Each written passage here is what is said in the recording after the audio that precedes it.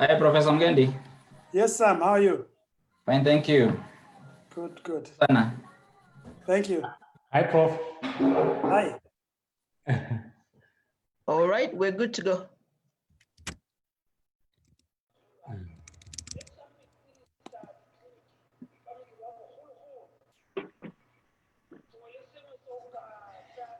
Okay, good afternoon, everyone. Good afternoon, Sam. My name is Samson Malaki, the current chair Design Kenya Society. I'm pleased this afternoon that is from Kenya to welcome you to this particular design conversation. The conversation whereby we are going to talk about the African design.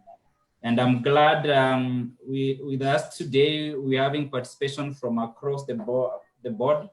We're having participation from Kenya, we're having participation from Ghana, from Botswana, from South Africa, and the like who will be joining us. Also note that this particular event is live on Facebook, and you can also be able to feel free also to tune into our Facebook Live page whereby you can be able to follow this particular conversation. Design Kenya Society, we are very glad to have this particular event where we are hosting a design conversation that is based on the African design. And indeed, with your presence today, it basically means that you've spared your time so that you can be able to tune in and to be of great importance this particular conversation. Of great note is to just let you know that who you have in the house. We have Professor Mgendi Ridha, whom I'll be introducing shortly. We have Gabriel Mudumbedi, who is also one of our speakers who I'll also be introducing. We also have our own Dr. Laila Kosanjo, and of course, last but not least, Simon Chawei from South Africa. And these are going to be our speakers for today. And of course, you are going to engage them. This is going to be an interactive discussion whereby you can be able to hear from them and of course, engage them in as far as this particular platform is concerned. Design Kenya Society is actually a society that brings together all the design disciplines in Kenya. We are a mother body, and that's why it's our mandate to bring all these designers together so that we can be able to have a design conversation, not only in Kenya, but of course in Africa and across the globe. And it's actually our pleasure even to hold this particular event. We usually have our sessions each and every 2 weeks so that you can be able to keep the design conversation going. And that's why we're having this particular conversation today. And the most important thing about this particular conversation is that we're having also representation from various representations across Africa. The theme of today's conversation is going to be the African design. And that's what we really want to weigh in as far as this discussion is concerned. And of course, just I'd like to point out that Africa is a resource for vibrant design inspirations and indigenous contextual solutions to various challenges. And that's why as designers, we have the responsibility to stand out and have our voices heard, not only being heard, but being heard louder so that you can be able now to have a discussion even on as far as the global platform is concerned. And this is just the discussion that have been going on, and we are sure that once we put our house together as Africa, we can be able now to consolidate our effort and have our voices heard even across the globe. We have rich and diverse cultures to draw from in as far as our inspirations are concerned, in as far as our creativity is concerned, and that's basically our resource as Africans. And we are proud of that because that's what makes us Africans, and we are very, very authentic. You realize that I like using this particular parable. These are a parable about the dining table. You realize that on the dining table, we have various actors. In the dining table, we have the food, we have the eater, and we have the waiter. So as African designers, assuming this is going to be an African dining room, you can choose either to be the food to be eaten, you can choose to be the eater, you being the one eating the food, or you can choose to be the waiter just to serve. So it's actually up to us now to decide, do you want to be the food to be eaten? Do you want to be the people eating? Or do you want to be the waiter just to serve and enjoy how people are eating? So it's a conversation that we need to have even today, even as you proceed, in as far as this particular discussion is concerned. And please help me invite Professor Mugendi. Professor Mugendi is a transdisciplinary industrial designer and an educator. He's a product designer, an educator, a researcher. Currently, is actually the professor of industrial design at Machakos University, and is a professor who's actually widely traveled. His CV is actually pages and pages, but I can't be able to do justice within this particular Zoom meeting because he has a very, very rich CV. He's the founder member PADI, the founder member NAD, Network of African Designers. He's the current patron of IDAC, Interior Design Association of Kenya, the former president emeritus, and of course the senator World Design Organization, which he served between the years of 2015 to 2017. He's a very passionate industrial designer whose focus is mainly on the social consciousness design elements, which includes universal design, product, code design, sustainable design, and anything that concerns design thinking within Kenya, within the region, and of course, without the region. Our second presenter is Dr. Laila Kosanjo, who is the current director, School of the Arts and Design. He's a design researcher, design educator, the current patron of Design Kenya Society, the former chairperson of Design Kenya Society. He's a designer who is widely traveled, and of course, he's actually active in matters that concerns design, not only in Kenya, but of course, also across Africa. He's a member Fashion Council and also a member of PADI. It's going to be our second presenter who is going to tackle the topic of definition of the African art. Professor Mugendi is going to talk about the influence of African art. The third presenter is Gabriel Modembedi from Botswana. He's actually a renowned designer, a design strategist, a business design and innovation facilitator, a communications designer, an interactive designer, a design educator, design researcher. He's actually all these. He's the founder of Imagine Studio. He has a very long CV. Currently the lecturer of, he's a lecturer of design at the University of Botswana, and currently is also undertaking doctorate research at the University of Brunel, that is in London, UK. And of course, Mr. Gabriel is actually going to tackle the topic of the history of African design. Then the last presenter is Simon Chawe. He's actually a member PADI. He's from South Africa. He's actually the brand identity designer from Ghana, brand identity designer, who is also a well-known designer across various networks and regions. He works with the indigenous African design systems, African symbiology, and Adinka systems. He actually have a passion. He's actually a passionate and lover of African cultures and expression, which he diligently does in his day-to-day activities. He's the curator at the Museum of Edinka, the Secretary of Design, Design Ghana as an official, and of course a member and the curator at PADI. As I've said, our speakers, they have very, very rich CVs, but of course we cannot be able now to exhaust their CVs in this particular meeting. But for the purposes of time, those are basically their bios. And just to repeat, the first presenter you're going to have is Dr. Laila Kosanjo, who is going to tackle the definition of African art. The second presenter is going to Design. be the second African design. Sorry. The second presenter is going to be Mr. Gabriel, who is going to tackle the topic history of African design. The third presenter will be Mr. Simon Chawe, who is going to tackle the topic of elements of African design. And last but not least, we'll have Professor Mugendi, who is going to talk about the influence of African design. As you realize, our theme, so that I can be able to repeat again, our theme is all about the African design.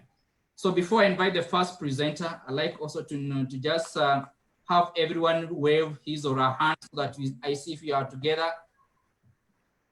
Karibu sana, Vera Mutungi, Christina, karibu. I can see Nyongesa, karibu, Holmes Miller, karibu, welcome. So those are the people I can be able to see from my end. So let me take this opportunity to welcome all of you. Let's stay tuned. Don't touch that dial. Don't touch that tab. Let's tune in and let's have this particular conversation active. I just want to finish my initial presentation by pointing out a few things. As far as the African design is concerned, I'd like to contextualize it in 5 main areas. There is the question of, we're talking about the African design. There is the question of what. What is it that you want to do? What is the agenda in as far as the African design is concerned? There is the question of who, and who is a constant factor because who, it is us as Africans. Where do you want to place ourselves in as far as we are concerned with the African design? There is the question of where. Where is a constant factor here because where it is Africa. But we are not saying that we are limiting our creativity and innovation in Africa. We want to affect the globe, which means you are starting home and spreading outwards. There is the question of how.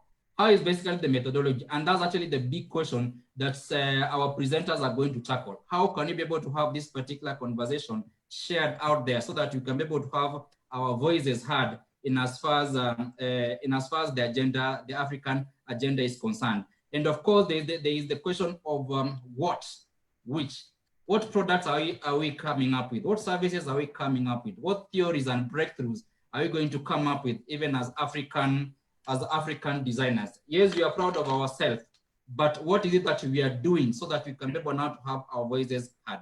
And so those are now the 5 main questions that we are going to ask ourselves. Some which are constant, the ones you are seeing in black are constant. The when is the time is now. We can't talk about it next year. It is now. Let's start the conversation now. We have the who is us as African designers. We have where is in Africa. So the main questions that our presenters are going to help us with are basically the questions to do with why, the objective of all this agenda. There's the question of what and the question of how. And without further ado, let me take this opportunity to welcome Dr. Laila Kosanjo, who is the current Director, School of the Arts and Design, to take us through the definition of the African design. Thank you so much and welcome. Welcome, Dr. Asante sana. Thank you very much, Sam. Nice to see you guys. Nice to see everybody. Let me see if I can share my screen. Share.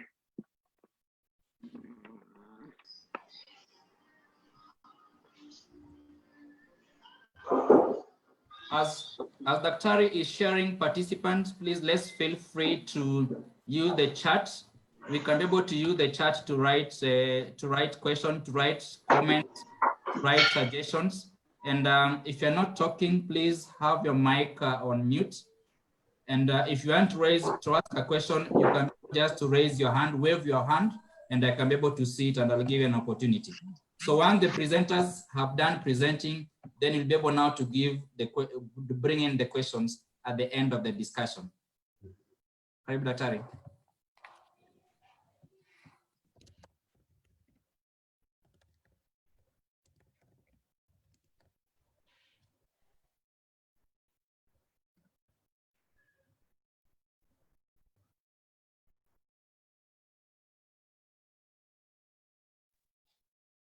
Sorry?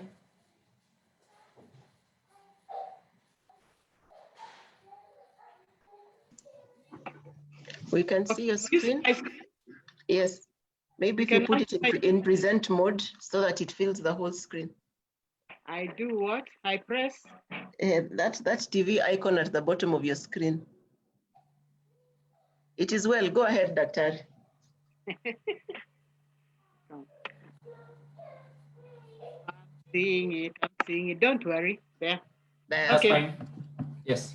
So I'm happy I'm first because I would have hated to be last. Thank God it's Mugendi who is last.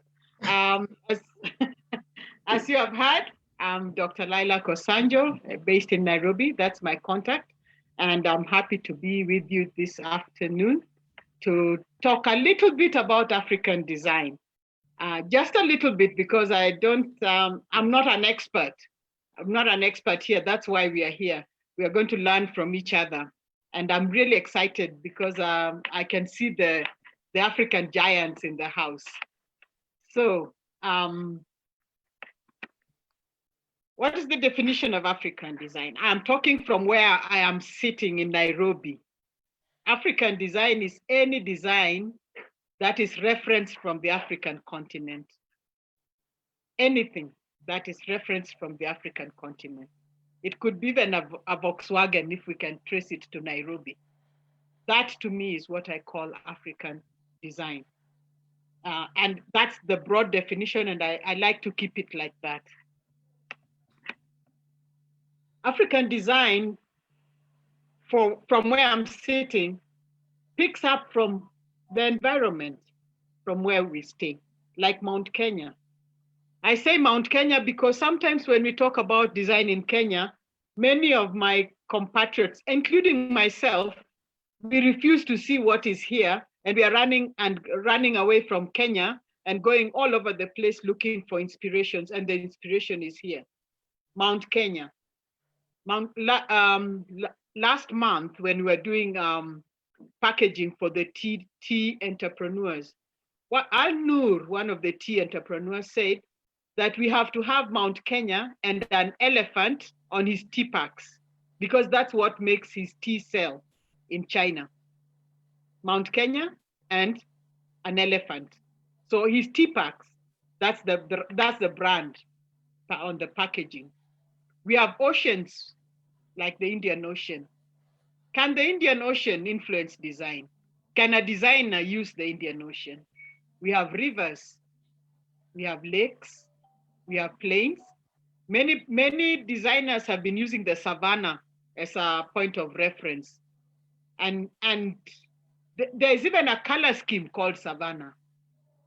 Do you know? Do we know? There's savannah, no. There are plains, there are grasses, there are deserts. We have even minerals, like from Taveta. We have a lot of very precious minerals there. I don't know, and correct me here, designers.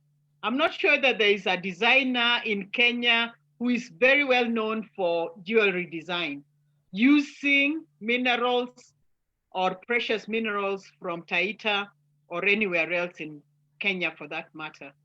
I've tried to keep it local because many times when we talk about African design, then we use exemplars from quite far, South Africa, maybe when you're in Kenya, or maybe Nigeria, or maybe Egypt. And then at the end of the talk, people said, but design doesn't exist in Kenya. Design is you and me seated here and what we do, maybe. Design is about people. We have, there are people born in the continent. There are people born in Kenya who can influence design. Who says Wangari Maathai can't influence design? She has philosophies. When you look at, was it Salvador Dali's paintings, the surrealists, the gentleman who came up with the philosophy is not a designer, for the design historians who know. So the design does not have to be influenced by artists and designers only. There are art philosophers who do not necessarily practice art, and they are within us. For example, Wangari Maathai, Eliud Kipchoge. Last week when I was talking to the tea directorate boss, I was telling them that I don't know why we don't have Kipchoge on the tea packs or any other marathoner. We've even got very famous ladies as well. Why aren't we making use of these people so that instead of giving them a red and blue package, I wish I could share with you some of the packages that were being shown, but maybe another time.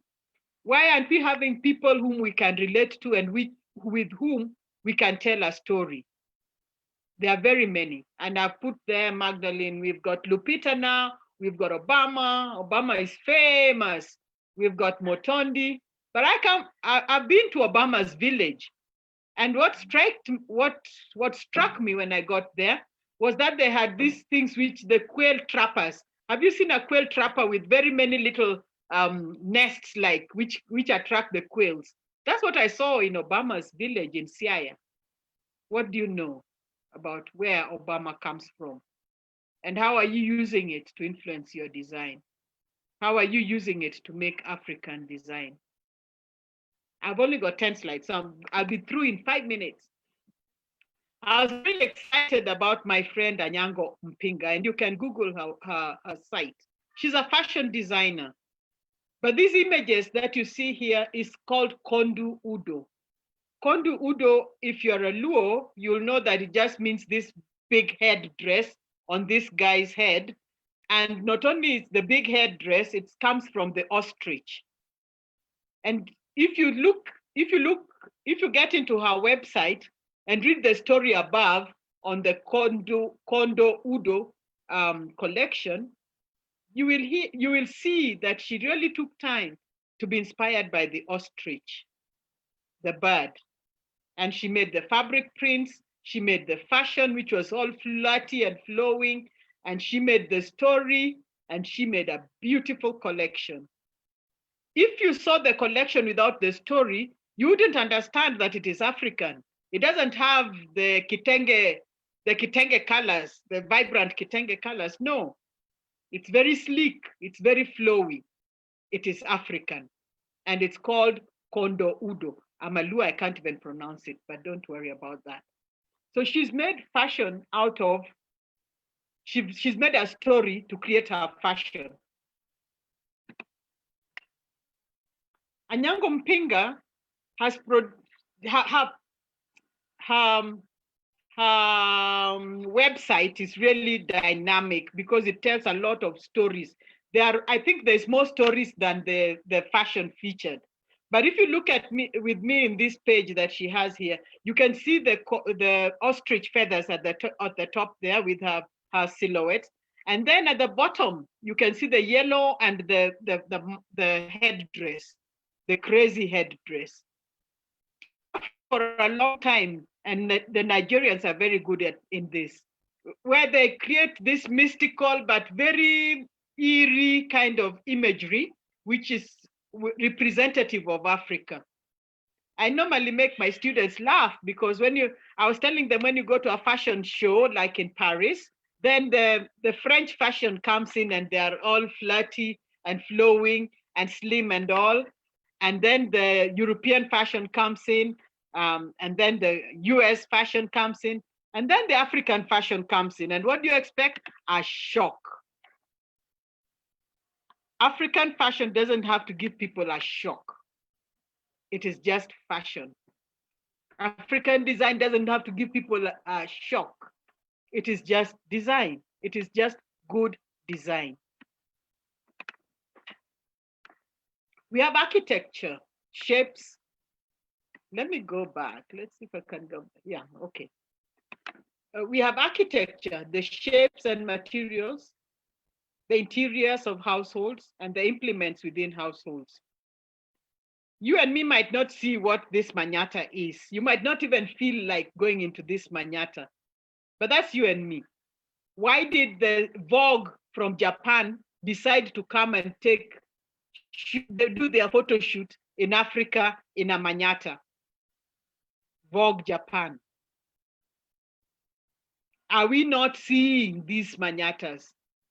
Do we not know that they exist? But these are not the only architecture. If you see a lot of the huts in Africa, they are very nice. I am using local examples mainly so that you don't say that in Kenya doesn't have, it's only South Africa which has. Kenya has.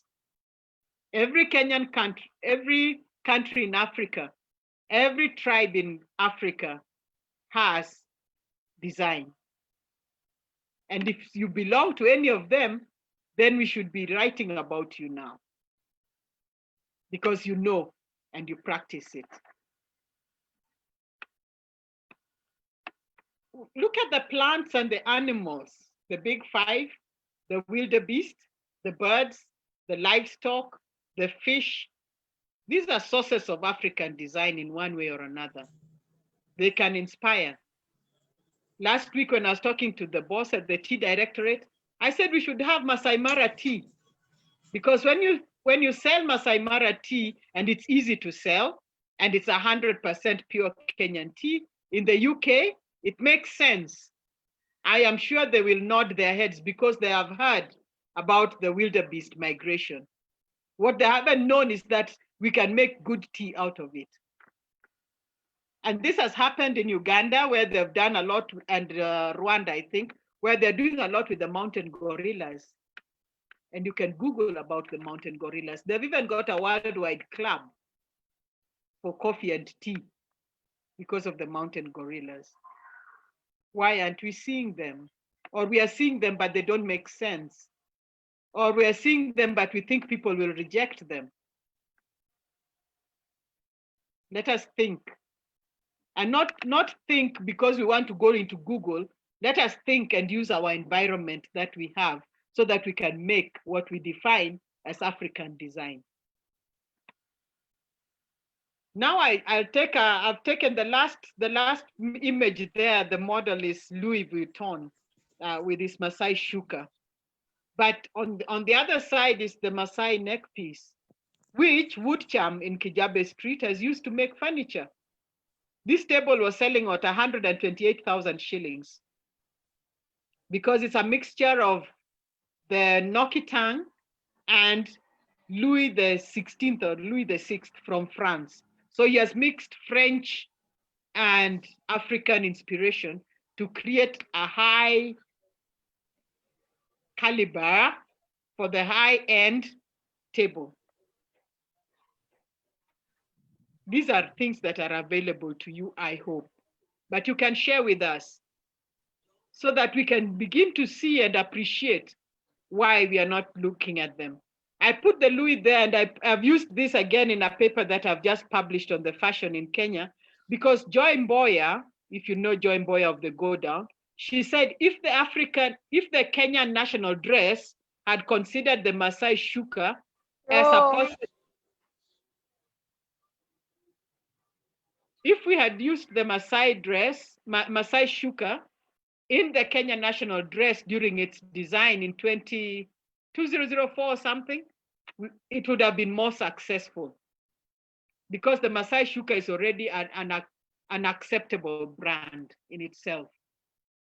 Is it possible? Maybe not.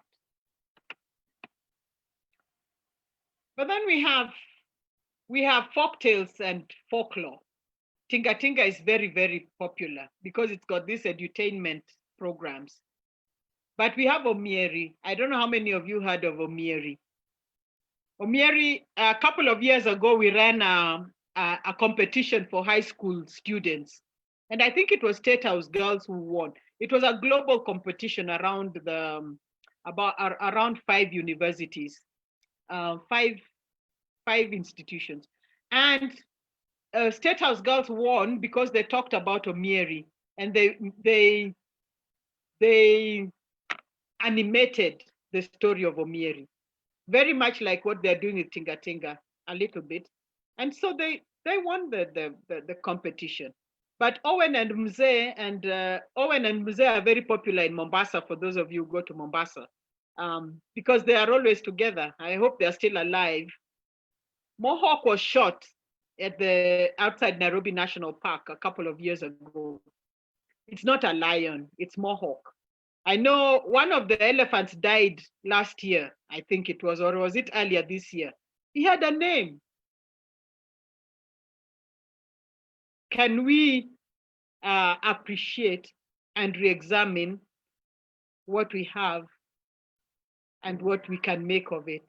Because we are creatives, we are innovators, we are able to make. We can even make a whole furniture range around Omieri.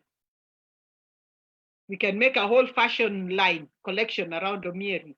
So you don't tell me that your inspiration are snakes. No, your inspiration is Omieri.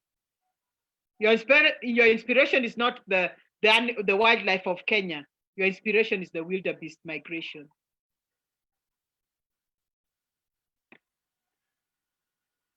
I didn't put an image here, but around Kenya and Africa, there's a lot of technology, indigenous technology, that we need to unearth to influence design, because much of it is actually very sustainable.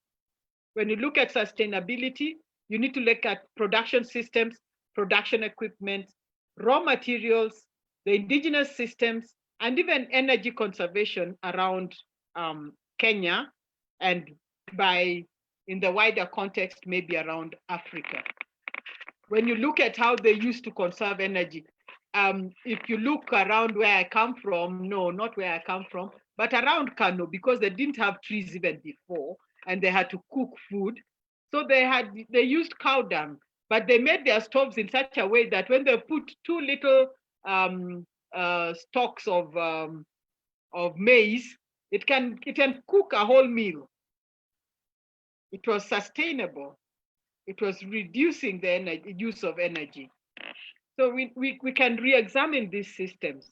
There's a lot in the West African side, but I said I'm not going there. I want to stay around the Kenyan borders. So look at these things. I know when we were younger, my grandfather used to own a mill for siagaring maize. For those of you who are not in Kenya, sorry for using my many words. So there were two stones that would grind the maize, and the top one had a little hole where the maize would be going in 1, 2, 1, 2, 1, 2, and it would grind slowly and come out from the sides. This is technology. He told me that he got that from India. But if it works for Africa and if it works for Kenya, we can use it. We might as well use it. We need to look at what equipment did we have, what materials, what raw materials, what indigenous systems, and interrogate them to make Africa design.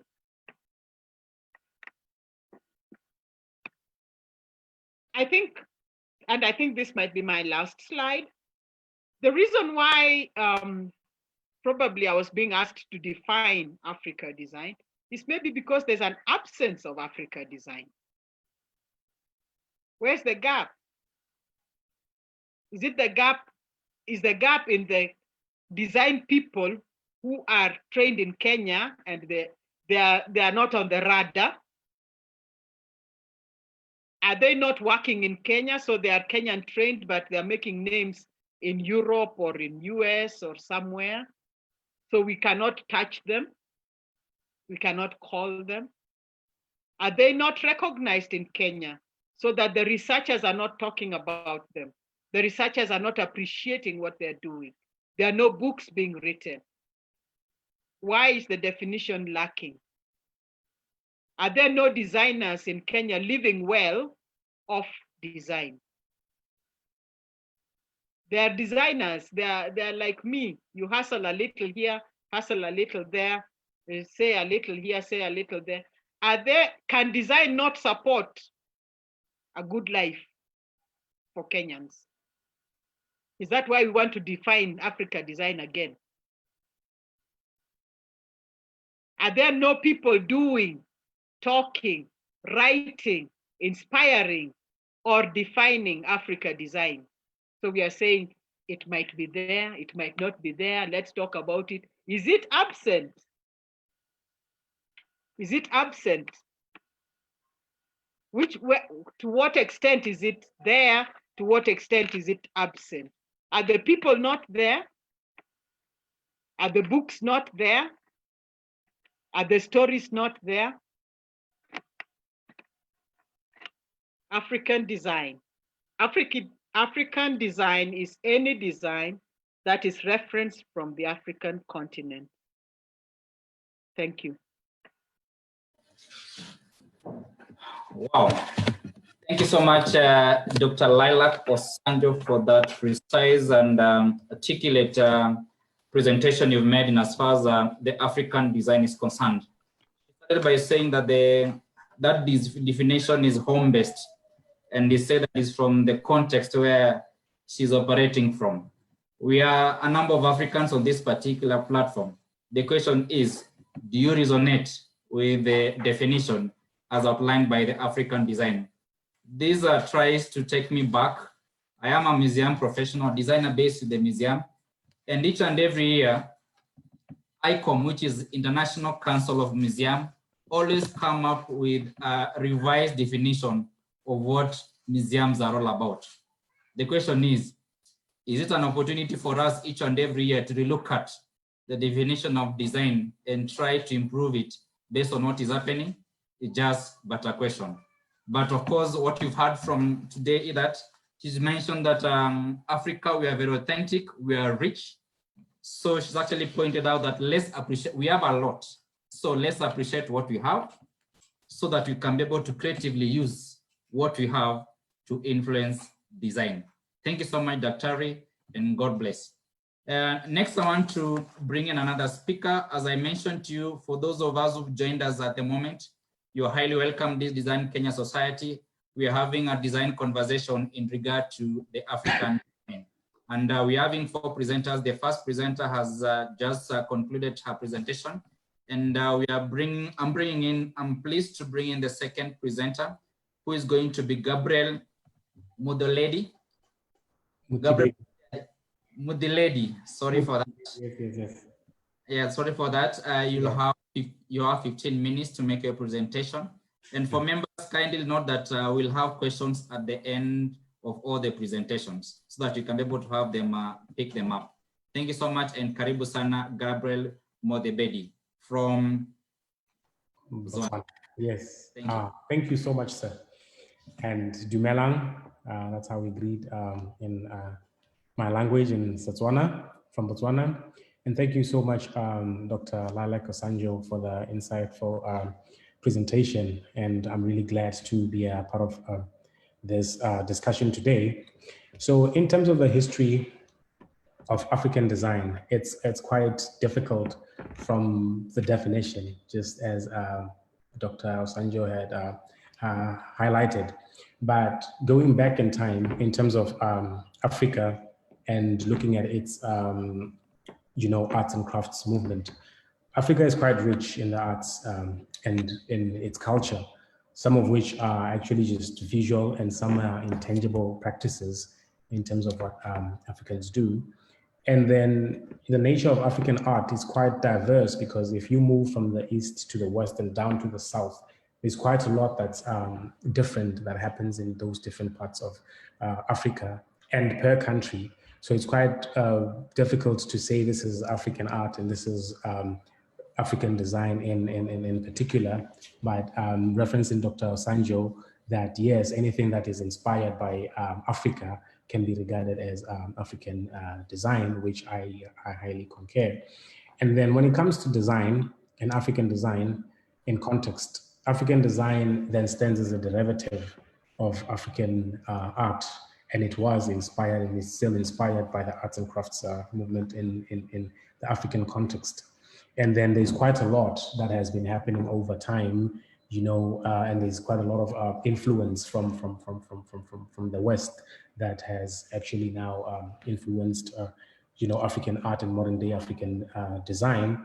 But in short and in a nutshell, African art is characterized by organic shapes, abstract forms, visual abstraction of forms and shapes, and exaggeration of figures of animals and people, just as we'd see in rock paintings. We have a place in Botswana called the Tsodilo Hills, and all these characteristics and descriptions are actually visible there. They can be seen there. And then now moving on to design. Design has then evolved from the arts into what was called commercial arts and to what we have as modern day design too. And then migrating from the crafts to design is actually a thin line, which I would really want us to discuss. What constitutes a design and what constitutes a craft? Because the two are quite different. If I give you an example with, say, what happens in Asia, take a country like Japan, they are very rich in their culture, both visual and intangible. And then they have their traditional products, such as your pots, for instance, for example. But then at the same time, Japan will pride itself of products such as Honda, of products such as Toyota. And those are actually quite different from the traditional crafts that the country had.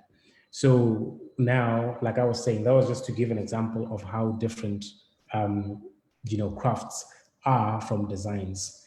And then as we today, as to date, what I would say in terms of African design, it is slowly morphing and migrating from the crafts movement into design, but we still have a long way to go.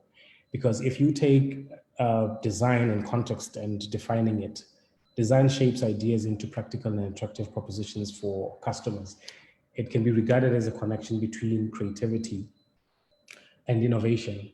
And just like any other profession, design cuts across three different macro areas, from design leadership to design management and design execution. And you find that a lot of times when people discuss design, they actually, their context is focusing on design execution, leaving the management part out and leaving the design leadership aspect out. But all three are actually macro areas that make design. And in terms of African design, there's still a lack of practices in design leadership. There's still a lot of a lack of practices in design management. But in terms of design execution, yes, we do have quite a lot happening. And then within the design execution paradigm itself, you know, there are different practices such as your interior, your graphic design, information design, and so on. And that is actually what a lot of people refer to when they say design. And yet there are other platforms that we need to actually look into. Now moving on with time in terms of what is currently happening in the African design spectrum. Design is actually a tool to build capacity in a country's innovative genius and creative potential. And that can be done by enhancing the quality parameters of its products, as well as promoting authentic product design inspired by Africans' rich cultural heritage and indigenous knowledge. So as designers, we actually have a potential to do all of this. And then, like I said, currently where we are, we still are in a migration, and slowly but surely we are getting there. Not so much has happened so far, because if you look at you know, aspects of policy, we're still lacking behind, because design is still not within you know, the dialogues of decision making at a national level of policy, and it's barely integrated in Africa's innovation policies. And then to really build capacity for design and make sure that we take design at a national level, those are the steps and the stages that we'd really need to do to become like a part of the political dialogue, to become a part of policy, to see our practice embedded in the larger public policies of different African states. South Africa do have a design policy, and I think that was launched back in 2014, correct me if I'm wrong, and not many other African countries have that. And that is actually where we stand, and we really need to kind of build capacity as far as that is concerned. So, Dr. Malaki?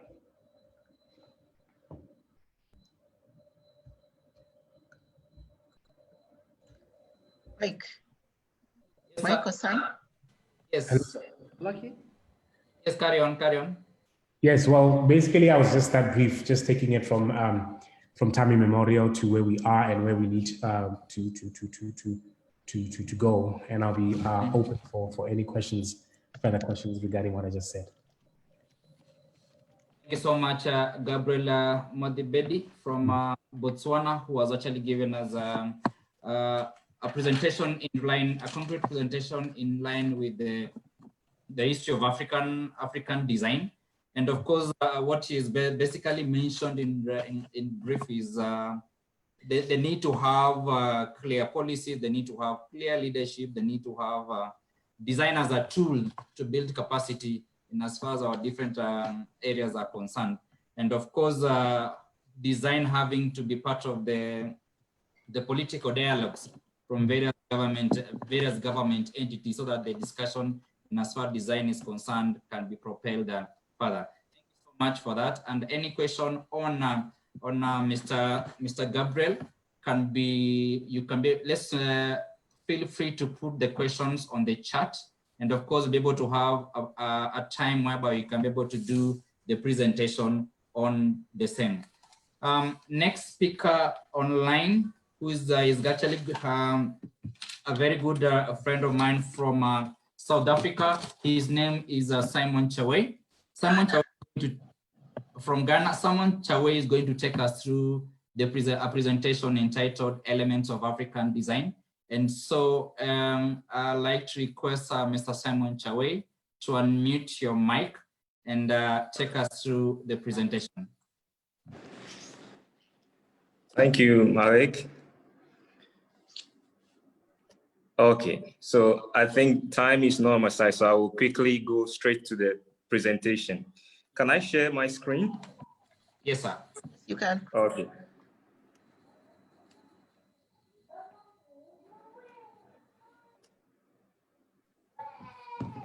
Can you see my screen?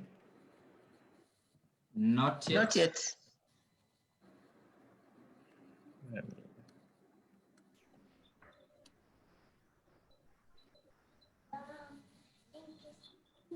I think I'm having issue with that.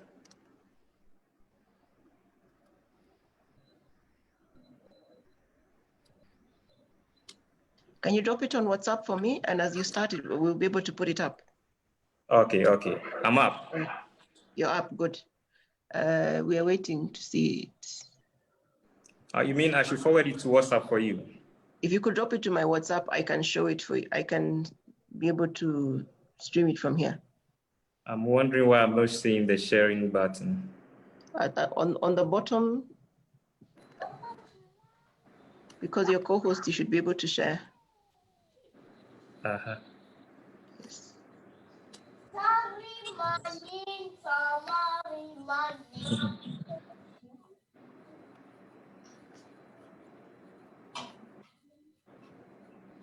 Yeah, Mr. Simon? Yes, please. Yeah, you can continue as we sort your slides out. Okay, okay. Yeah. Coming. As Simon is sharing his is trying to share his presentation.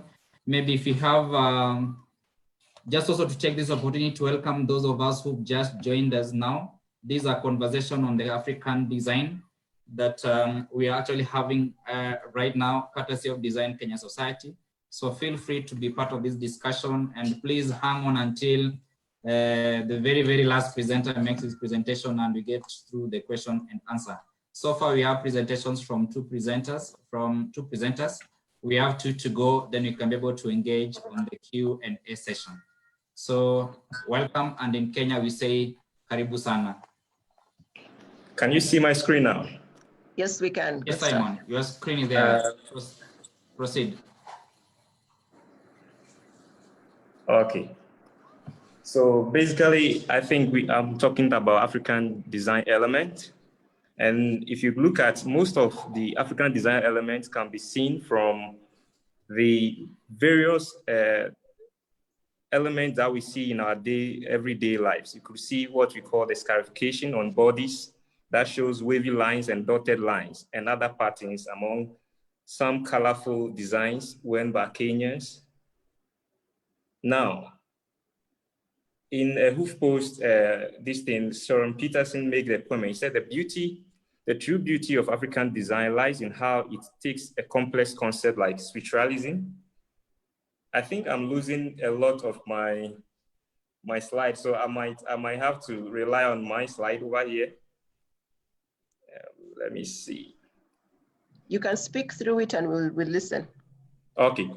At the same time, I'm forwarding what I have here immediately to you. That's fine. On WhatsApp too. That's Okay. fine.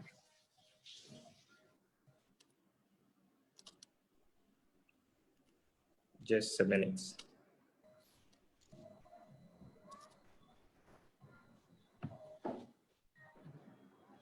Okay, that's done.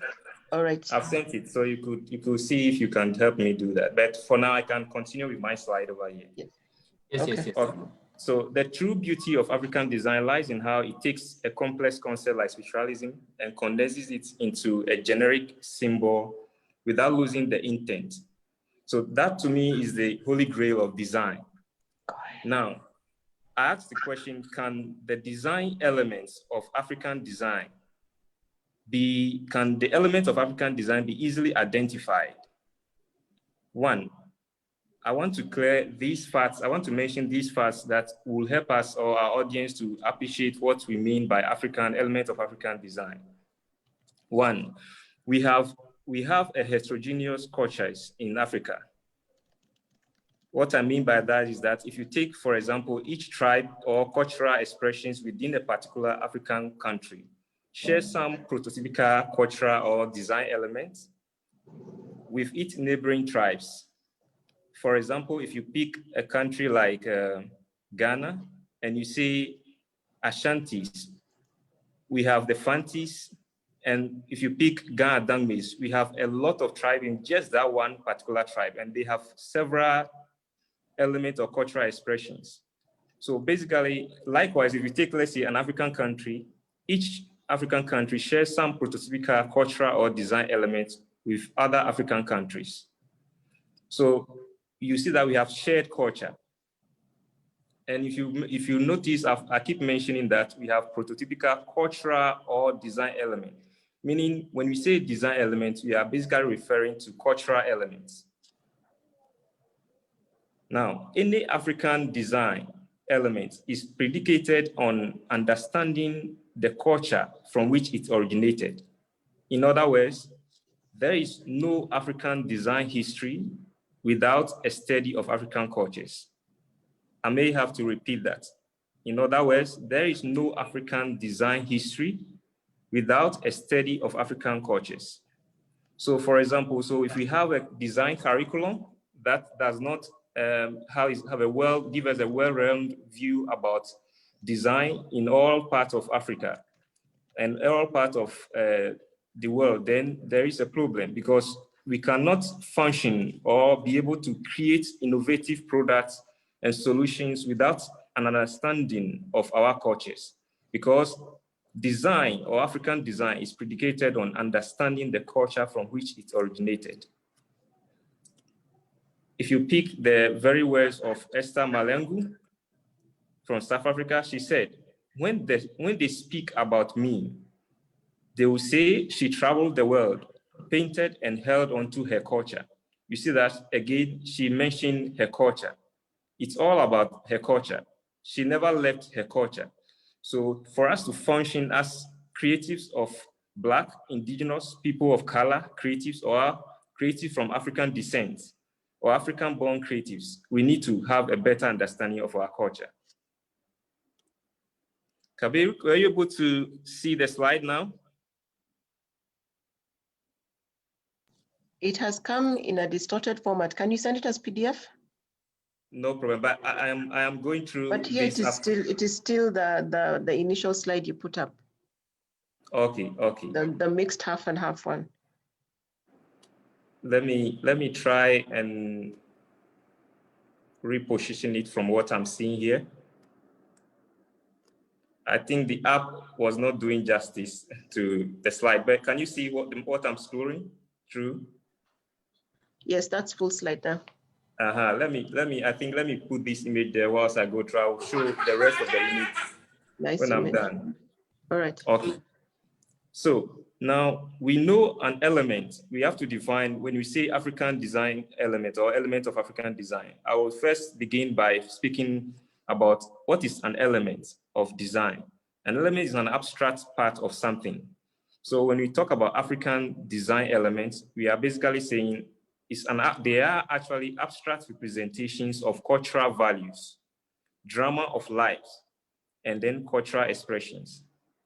So to better understand what element of design African designs are, we know the element of design as we were taught by Eurocentric curriculum as shapes, like things like line, forms, shapes, and then color or space. These are what we know from design schools. But if you take a closer look at what we mean by African design elements, it's actually an abstract representation of cultural values and drama or cultural expressions of African people or natives of Africa. Mnemonically, each African design element thus seeks to preserve those hard-won knowledge systems or experiences and values. African design elements were influenced by some cultural factors.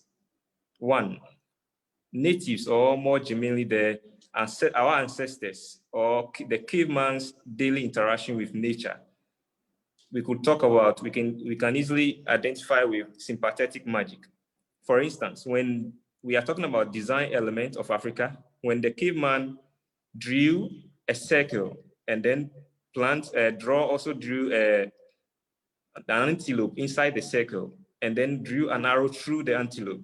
What he's basically trying to say is that he has confined the antelope within that circle, and then he believes by that sympathetic magic definition that when he goes out to hunt the antelope, he will be able to kill that antelope. So you see that always African art always relates function to design. Function, whatever is functional is beautiful. So that's how African we understand. The second one would be the creation of utilitarian or domestic objects.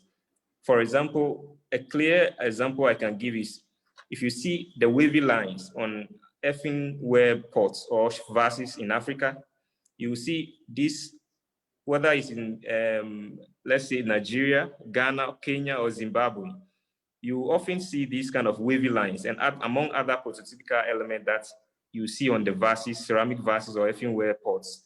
And what it simply means is stream of life. Water is life.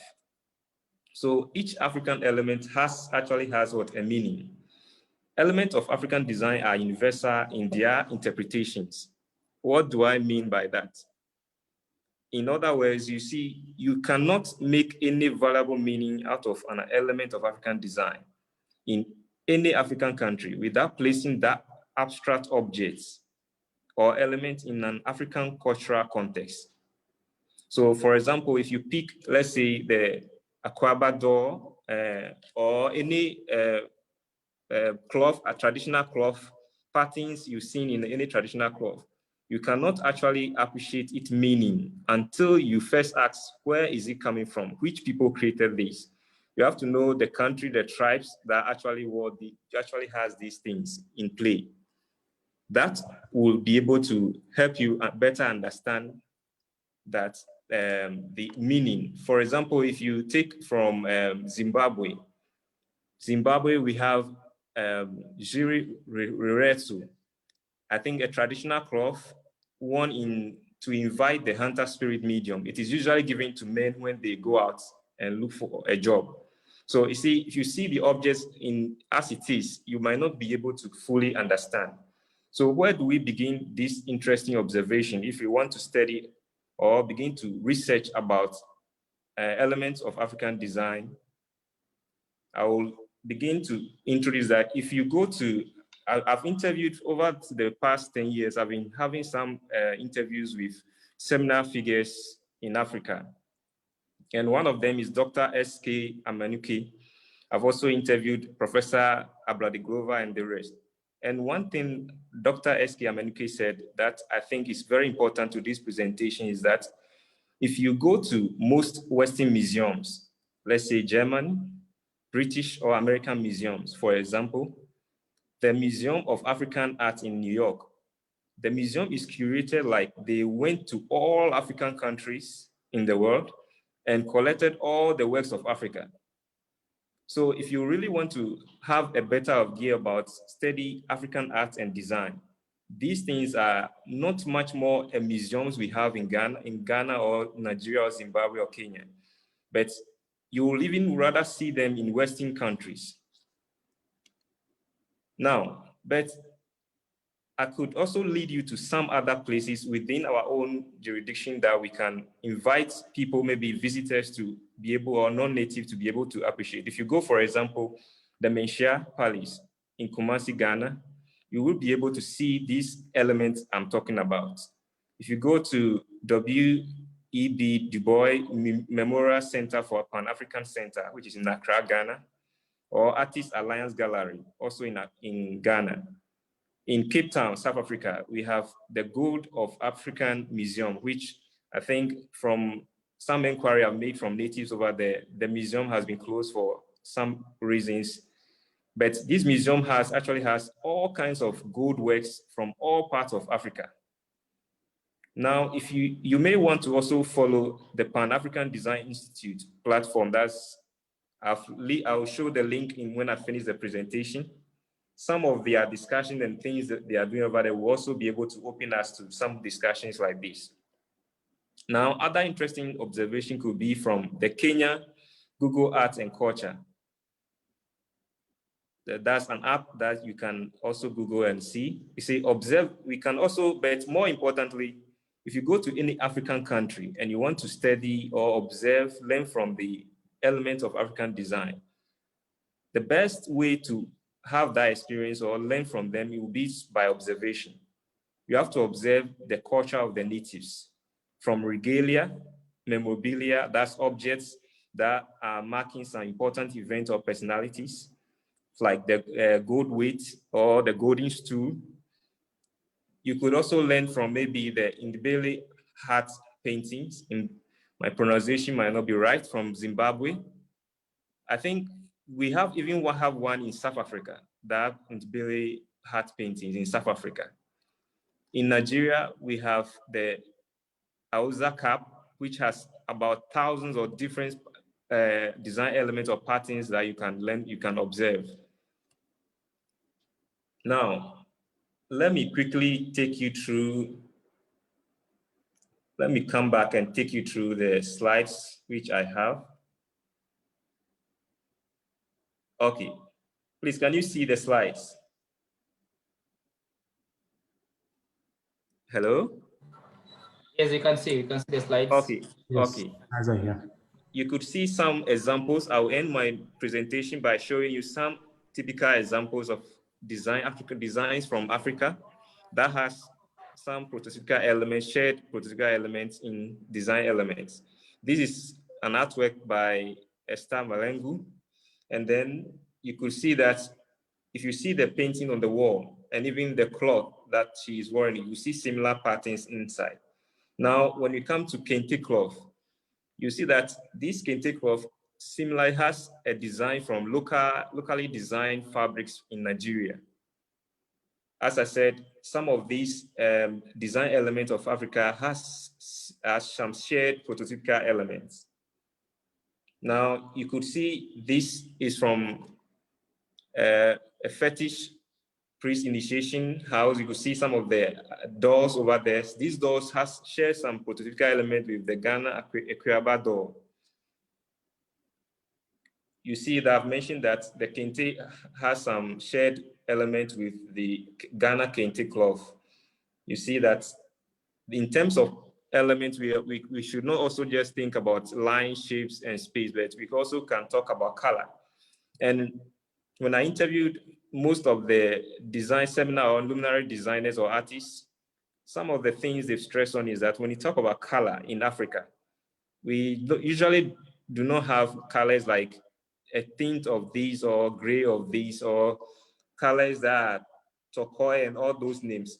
Like, for example, if you say green, light green, whether light green or dark green, it has the same meaning. The meaning has not changed. It means life. So you could see that when you're talking about elements of this African design, we should not also leave out color, how they use color. In most African countries, you see that most of their artworks or their cloth, traditional cloth, has vivid colors, very bright and beautiful colors. Zimbabwe, South Africa, and the rest. But some part of Africa continent also have their colors a little bit not so bright, but they also have some very interesting meaning. Because of the time, I might not be able to explain a lot of them, but these are some elements these are structures from conical structures from Zimbabwe.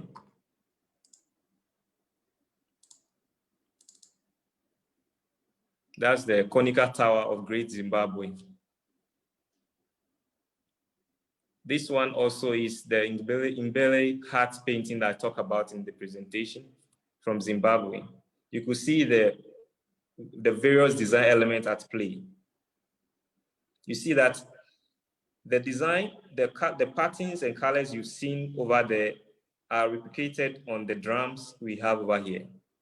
That's the Tonga drum we are seeing over here. So in conclusion, I will encourage everybody by this quote from Ejako Nimo. He said, "The curiosity to create is often born in people from a myriad of experiences." I would encourage each and everyone to actually support the Pan-African Design Institute, which is the Design Council of Africa. And then also, more importantly, we seek for this kind of talk to come more so that we could learn from other perspectives from African designers and creatives. But also, I will encourage all of us to support the African Design Matters directory we are building on Instagram, and which will be going live with the main web online version. And thank you, Malik and Billy, for the time with your audience. Thank you. Thank you so much, Mr. Samuel Chewe from Ghana, on that comprehensive and very, very eloquent presentation as far as the element of African design is concerned. I pick out the issue of saying a very nice way of how you brought out the issue of color, whether green or light green or dark green, it is still green and is still life. So thank you so much for that insightful presentation as far as elements of African design is concerned. And we're looking forward even to engage more. And as he has mentioned, it's important also to support on, let's support our own African cultures, let's support our own African creations, let's support our own African designers so that we can be able now to have a voice. Thank you so much for that. And next, thank you so much. Next, I'm going to invite Professor Mugendi. Before then, there are a number of us who have actually joined us on this live conversation as far as the African design is concerned. Welcome. These are basically a discussion on African design, courtesy of Design Kenya Society, and you're highly welcome. So the next presentation, the next 15 minutes, you're going to have a presentation from Professor Mugendi, who is a professor of industrial design. I had actually given his bio previously before he started this particular discussion. And he's actually going to talk about the influence of African design. And the biggest question will be, somebody has just texted me telling me, why have you written Africa with a K and not a C? And that's what Professor Mugendi will also be trying to explain in his presentation. So without further ado, karibu sana Professor Mugendi on this particular platform. Can you hear me? Thank you very much, Sam. It's always nice to be last because one can benefit from everyone else's presentations. Can I try to share from my side?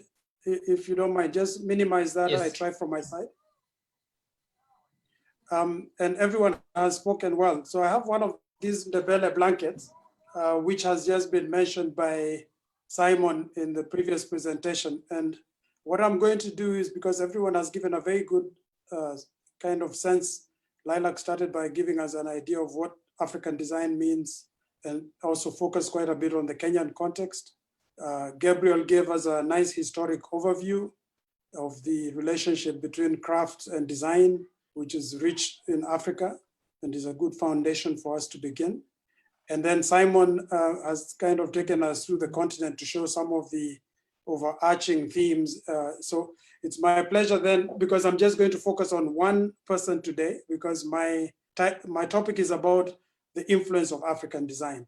And I will share from my personal experience, someone who has influenced me significantly and how that has influenced my career. So first, can I get permission to take off my very warm blanket, because I might fall asleep before I finish my presentation. Yes, I think now is more like the person you're accustomed to. So let me try sharing. If there's a problem, we'll revert to yours. Okay. So let's try that.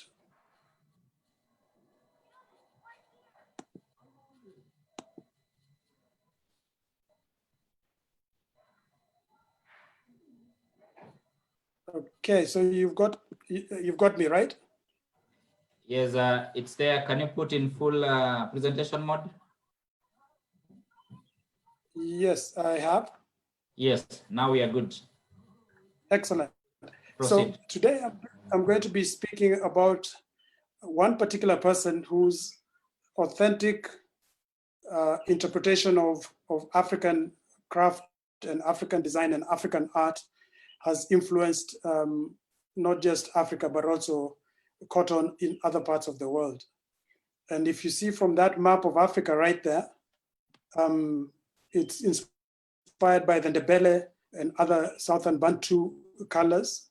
If you read Saki Mafundiko's book of African alphabets, he captures some of the writing systems and symbology, some of which comes from Southern Africa and others from the Adinkra, which was referenced by Simon just now from Ghana. So you'll see that African design references our textures, our colors, our forms, all these elements of design that we often speak about. So I'll start by quoting a Guinean proverb from Guinea, that knowledge without wisdom is like water in the sand. This is a challenge to all of us, even as we speak as professional designers. We need to buttress that knowledge with wisdom. So we need to reference the richness that we have on this continent, which is the wisdom, the storytelling, the proverbs, and all these rich ways of expression, including music and dance.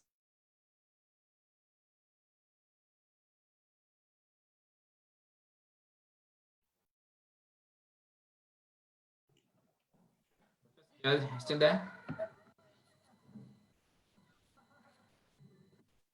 Professor? Dr. Have we lost you, Prof?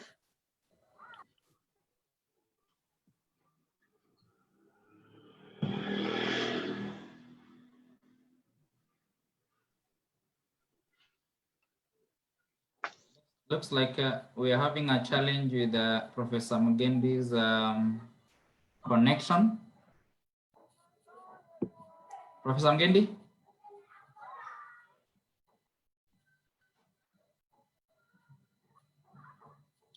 Ladies and gentlemen, it looks like you're having a challenge with Professor Mugendi. And once he's on, we'll get back to that conversation. Professor?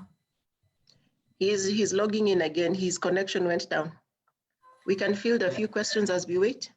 Yes, yes. As we wait for Professor Mugendi to connect, so far from the presentation that have been made, the three of them, history, the elements, and of course, the definition of African design.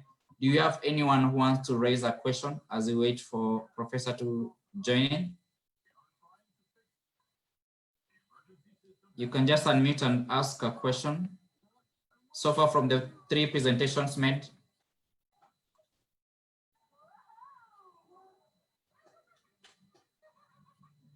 Can you hear me? Yeah, you can ask. Afiba Harrison, please ask the question, unmute and ask. I have a question to Wanyama Ogutu. Yes, Mr. Gutu, can you please ask us a question and say to which presenter the question is directed to? Or Okay, it can thank be you so much. Okay, thanks so much. My name is Wanyama Ogutu. Yes. I am an artist from Kenyatta University and also a researcher in fine arts. My first question goes to Dr. Ilak, my good friend.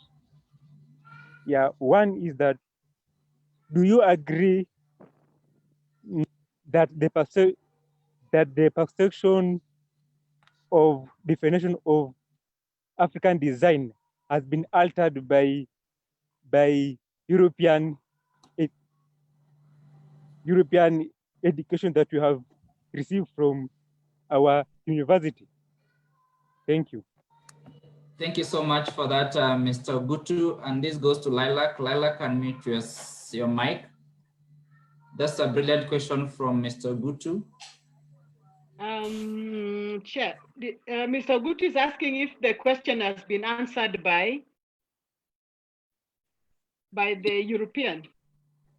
If if the definition of African design has been altered by the education you've gotten from our universities based on the European background. And I'm talking from a personal experience and personal platform. Really, no. The answer is no. You have space to write your story. You have space to produce your products. You have space to produce your systems. And I tell my students, when you're invited to represent Africa in an international forum, like Simon is often, you cannot go there and then say that you have arrived, and then you put things forward which are not referenced from Africa, which are not culturally understood in the African continent. So like Simon alluded to it, you have to understand the African culture so that when you're sitting at the table, when the Chinese bring their chopsticks, you also bring your gourds. It is not inferior to bring your gourds along. African design, African culture is not inferior. You just need to understand it. But the European has not is not to blame, or is not to say that they've already altered it. They are altering because they don't know. They don't know. You know. Thank you so much, Dr. And those are some of the questions that we'll be fielding at the end of Professor Mgendi's presentation. So let's stay put and let's have our questions noted on our chat, and as we wait for at the end of the presentation to fill in. Karibu sana, Professor Mgendi, and sorry for that challenge. Okay, I'm back. Thank you. Let me try again.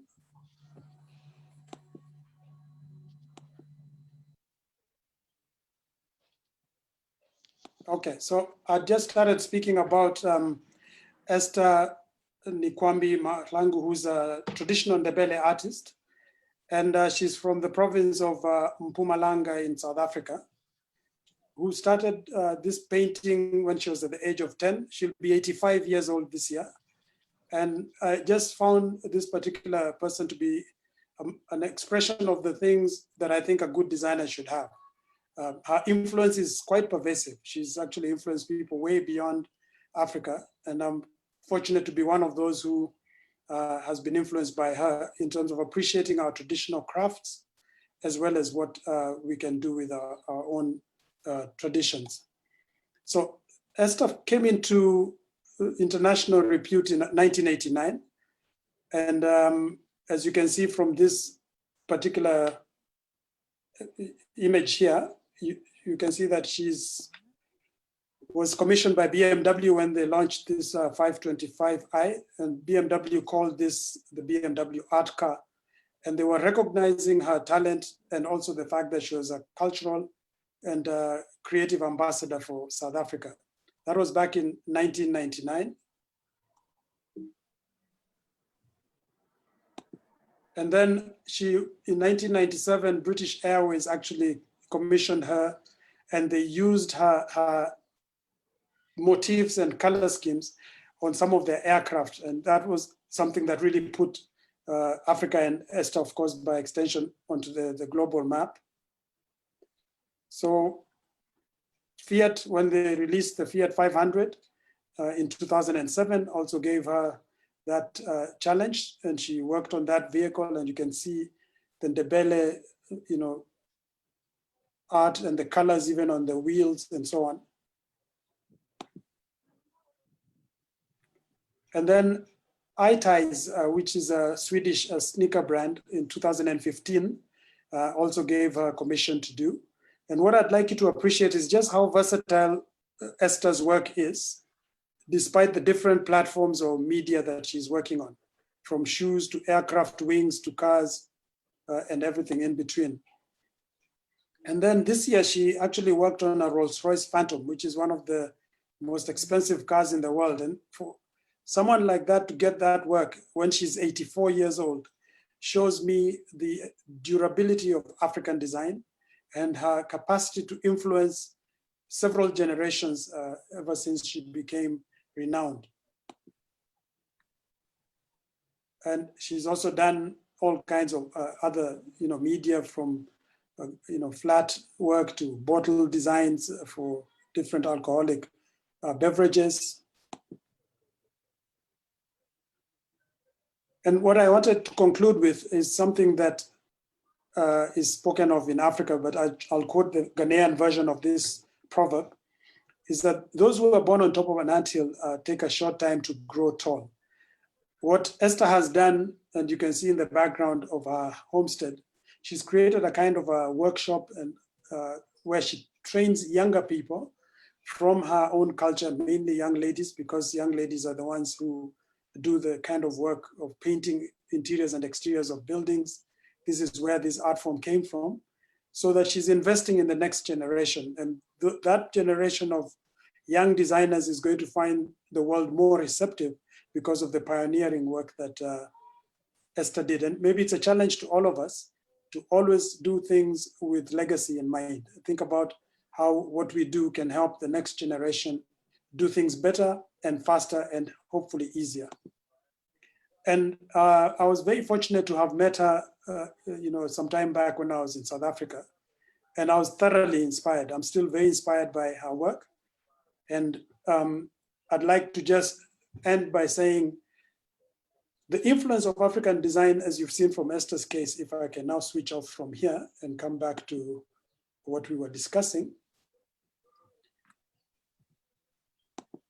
The influence of Esther's work is pervasive. Everyone who sees Ndebele work or the colors, you'll see the same colors actually on the South African flag. And that kind of influence for me is very positive, because it shows that if a designer is authentic to their trade and employs the tools that they have learned while referencing with the most authentic and high fidelity manner the quality of the work that we've grown up around in Africa, which was alluded to by Lilac and also by Simon, and to some extent also by Africa in a positive light. The challenge is that quality is the international benchmark. One of the challenges we have in Africa is we have beautiful things in terms of the richness of symbolism, but when it comes to the execution, sometimes it gets very clunky. And the minute that happens, it falls into the realm of curio, which is things that are interesting to look at, but not necessarily very practical for day-to-day use. So my challenge to us is, if we want to be influential as designers, let us uphold the highest standards of quality and a spirit of excellence in everything we do. And let's also promote African art and design with a kind of pride, not arrogance, that tells people that we are proud of what we have and we are ready to share it with the rest of the world. So thanks, and I hope to hear more during the discussion.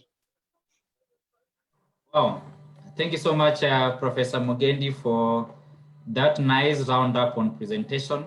Those images were actually something.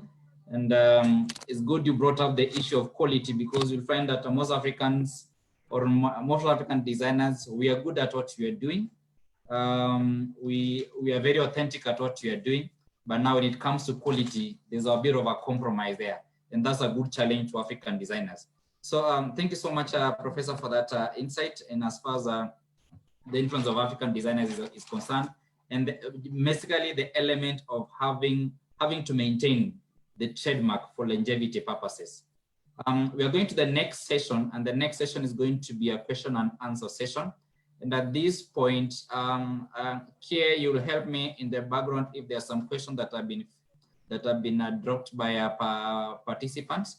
And yes, if so maybe you can take the first question, and you can be able to mention to who the question is directed to of the 4 presenters, or else it can also be an open question to any of them to field.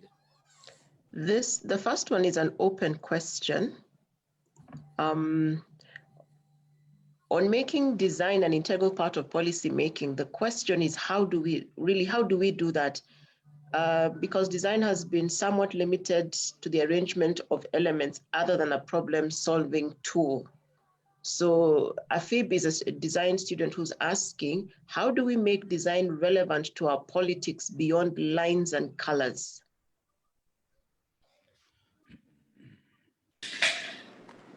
wants to fill that question? Simon? I can see. Yes. I'll come after Simon. I think I really like that question. As part of my reflective essay to some schools when I was applying for my master's, I've highlighted on the issue of our creative and cultural industry. You see that my research I've made, I realized that most of the Western countries supports their industry, that's the creative and cultural industry. I think UK, I forgot the figure, but I don't have it offhand, but I think it was a very huge figure that they've actually allocated every year as part of their policy, their government policy, to support their cultural and creative industry.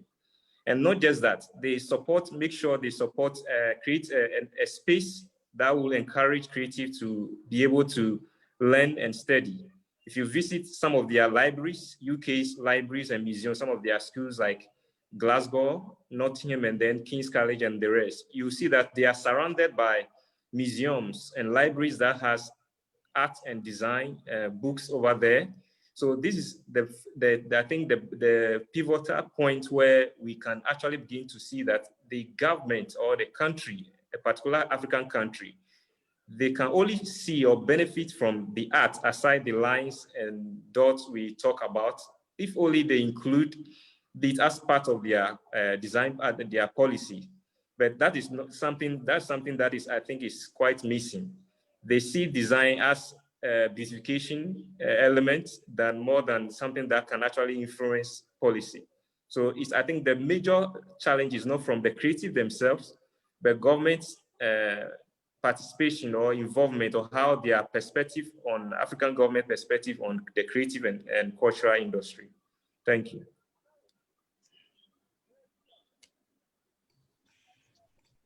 Thank you for that. Gabriel, you wanted also to weigh in on that? Yes, I'd actually like to add something on that.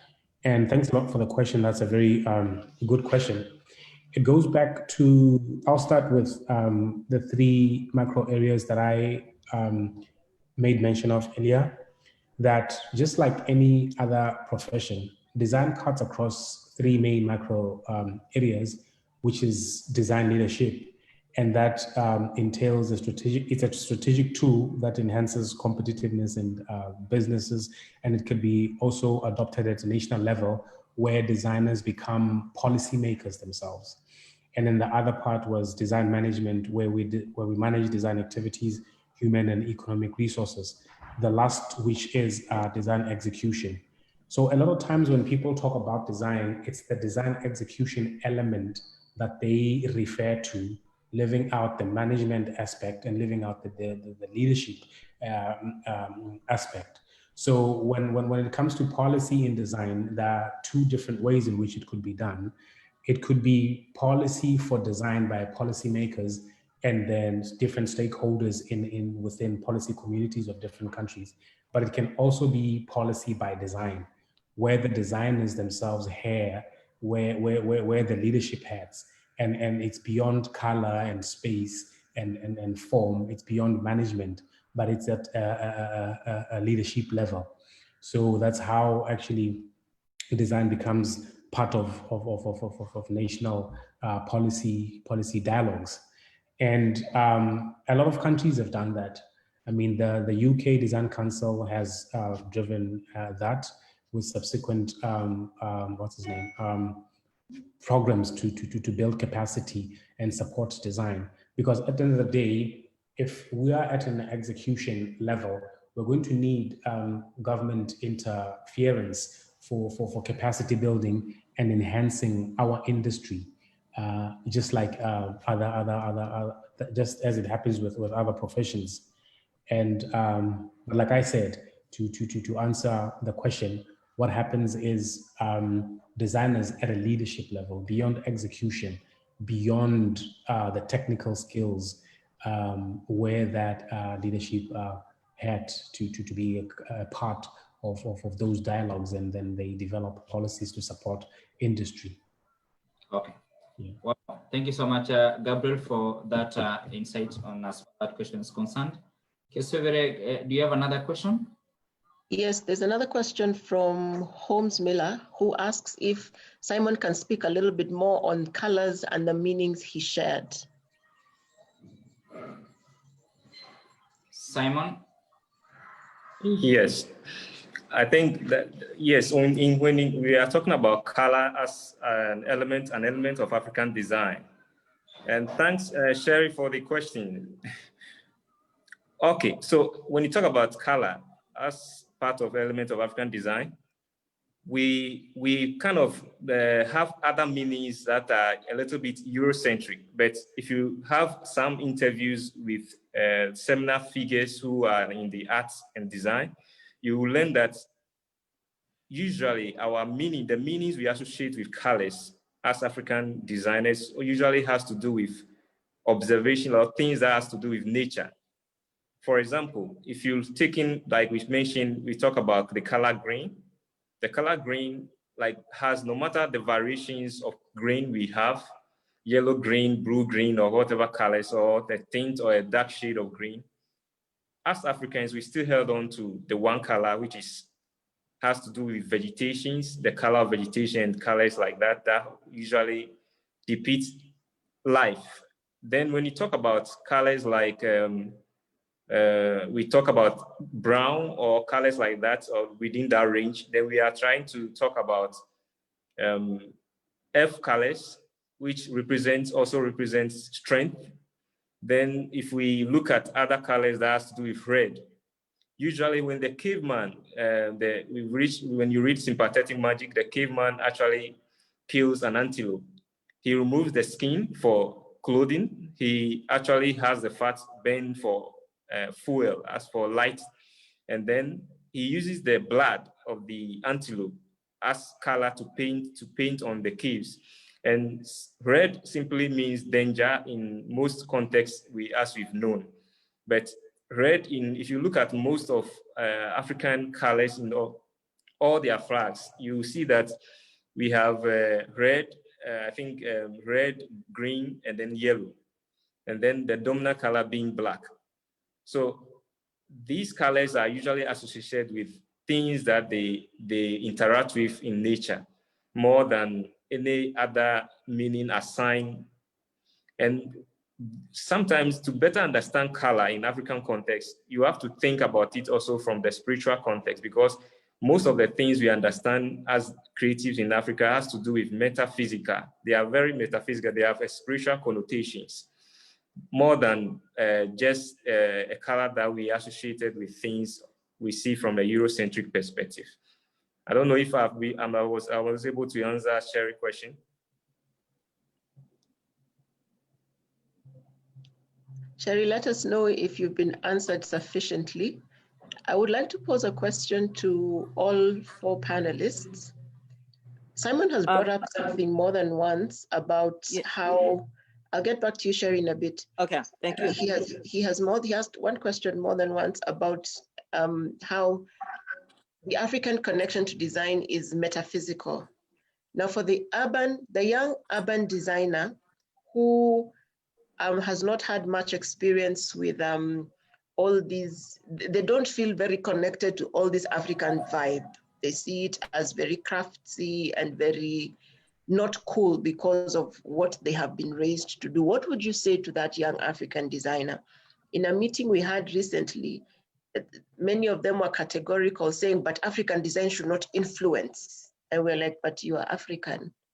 So what would you say to the young designer who feels delinked from quote unquote, because when you look at the developed paintings, you have some of the urban ones thinking, that's not my style, that's just craft. So what would you say to that young African designer? And thank you for your question, President. Okay, so usually, I usually like to speak from practical sense, things I myself personally have explored. When we talk about African design or African history and we say it cannot influence, I think that I beg to differ from that. If you look at my Instagram page, you will see that I'm not an architect, but I demonstrated, because I've also received similar questions, and that was like an answer to the question which you just asked, that we have indigenous architectural systems. How do we learn from them to influence the design, innovative design from Africa? If you look at Francis Carey, Mara Kamara, then David Ajayi, you see that they actually gain world recognition, I believe, practically because they have demonstrated their life journey and where they are from. You could look at, if you look at some of the edifices, the structures they've built, you could see elements of indigenous African design systems. Even if you could not identify with that themselves, look at their various pages. That's where you begin. You begin from learning from the people who are ahead of you, the seminal luminary figures.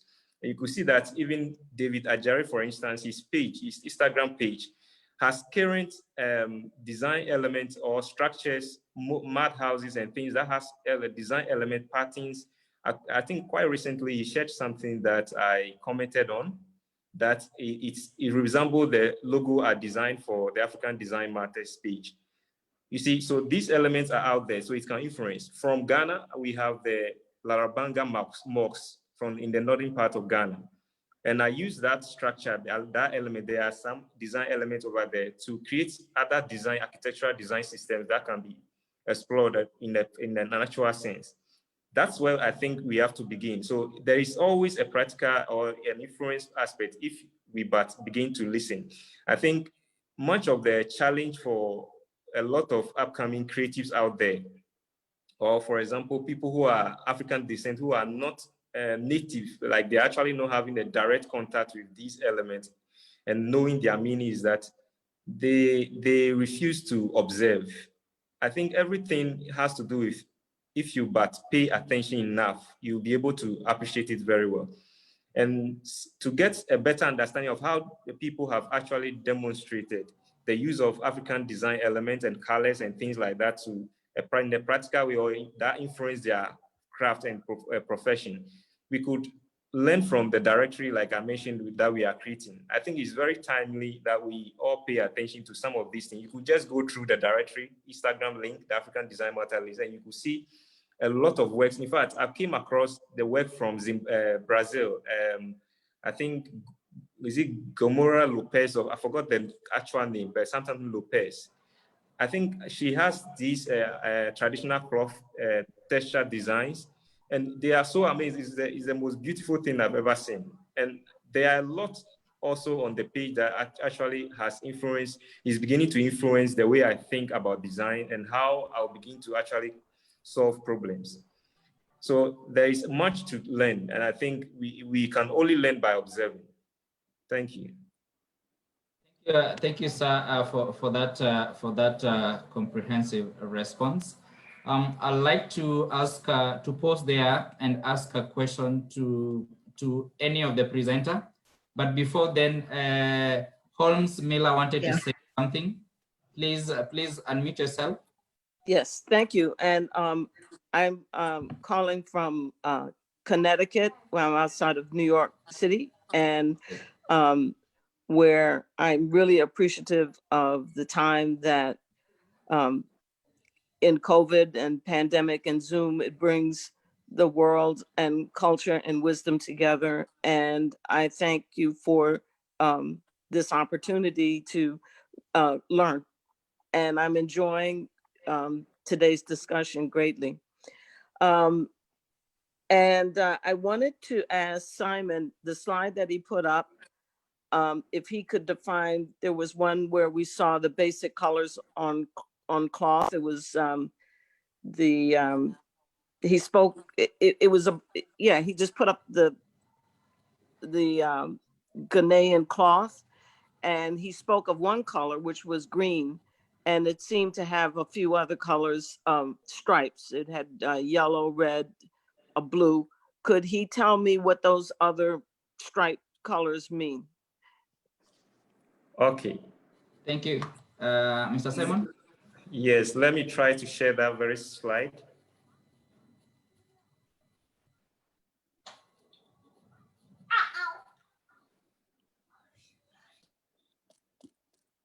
Can you see the slides?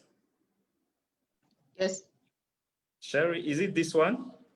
No, it's a close-up with stripes. Oh, okay. This one? Yeah. Yes. This one, this very one. Yeah. Okay. So the green you said was life. Can you define the other ones? Yes. So for example, when you see yellow, yellow is usually associated with the sun.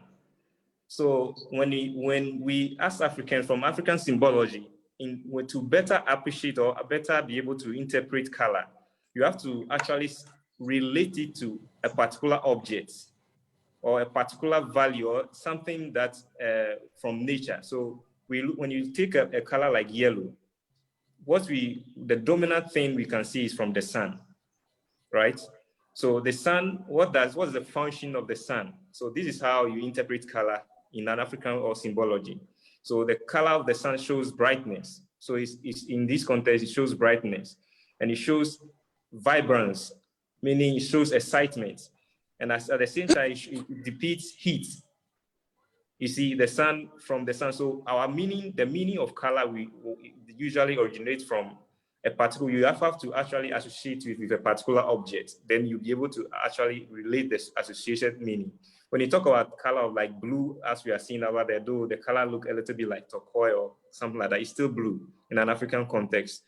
And to interpret that color meaning, you have to, again, relate it to things you observe. So that's why I said we learn best about African design by observing. We can't go to a museum to learn. You rather learn best by observing, even going outdoor. For tourists who travel to African countries, they can learn a lot by just observing. So if the color blue over there if I throw my mind to it, will be color like that. When you look at the sea, you see that we see the color of the sea. They say color has no life, but in all pictures we all see that it usually has a color that is a little bit blue like in color. That there are other colors that has to do with the stone colors. Certain stone colors also depict these kind of colors, and it also shows strength, and then it shows genuity. You see, there are some colors, like I said, diamond color, some colors of stone colors that are very variable stone colors that are blue in nature like that. And then it depicts authenticity, something that you can rely on. So you see most banks for example, in Ghana and other parts of the country, you see that they usually rely on, I think I lost, can you hear me? Yes, we can hear you. But I lost my video, but I think, let me try and reshare but I think that those are the colors I have over there, right?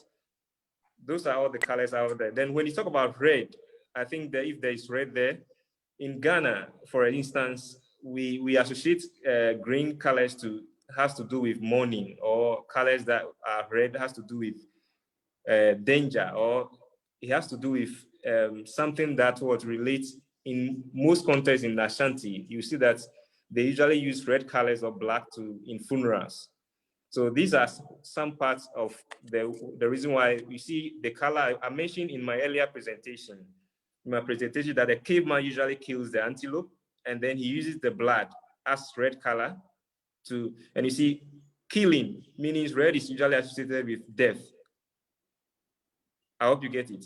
So these are how you always have to interpret any color in an African symbology. You have to always relate it to an object.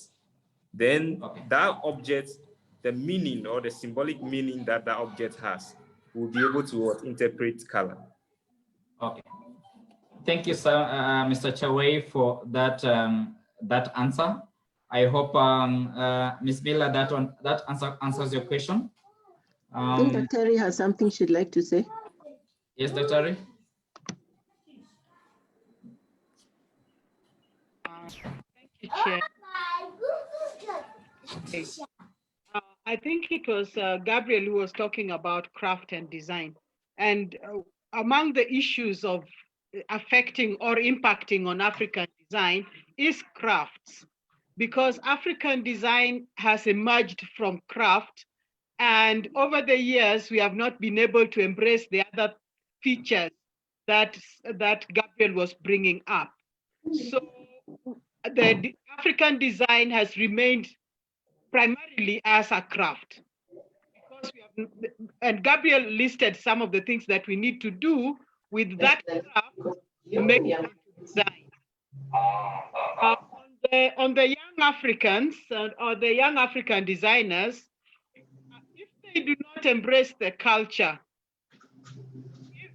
when we meet, let me put it this way.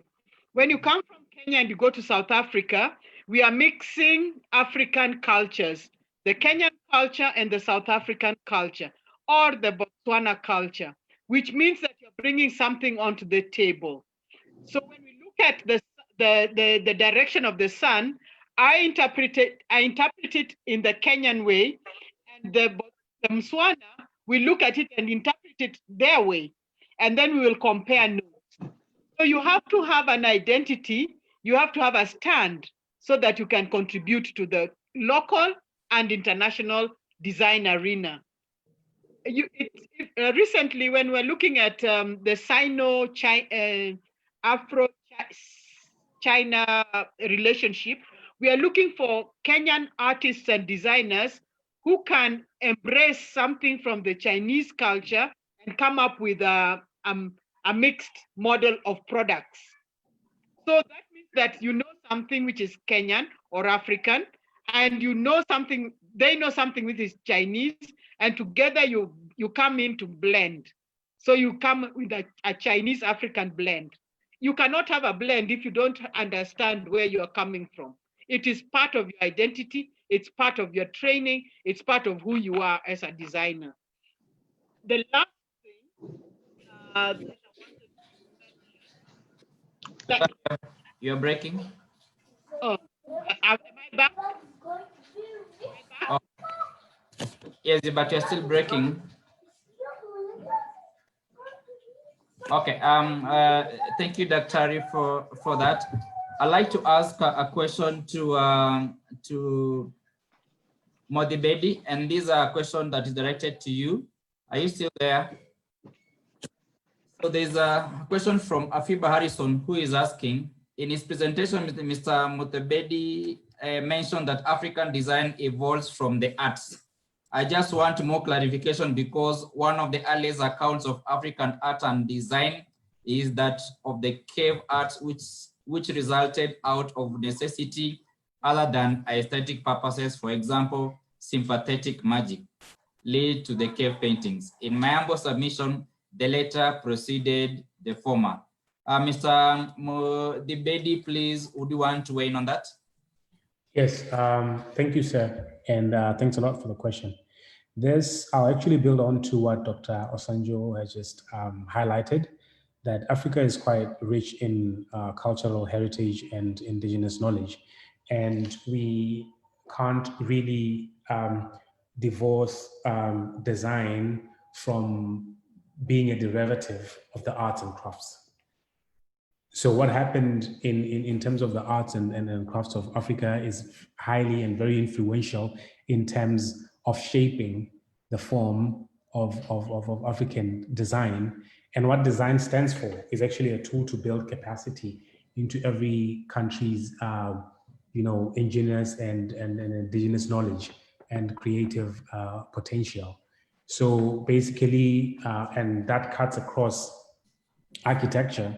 You'd find even in Botswana, we do have a couple of buildings that were actually inspired by, African hearts, in communications and information design, the same thing holds true.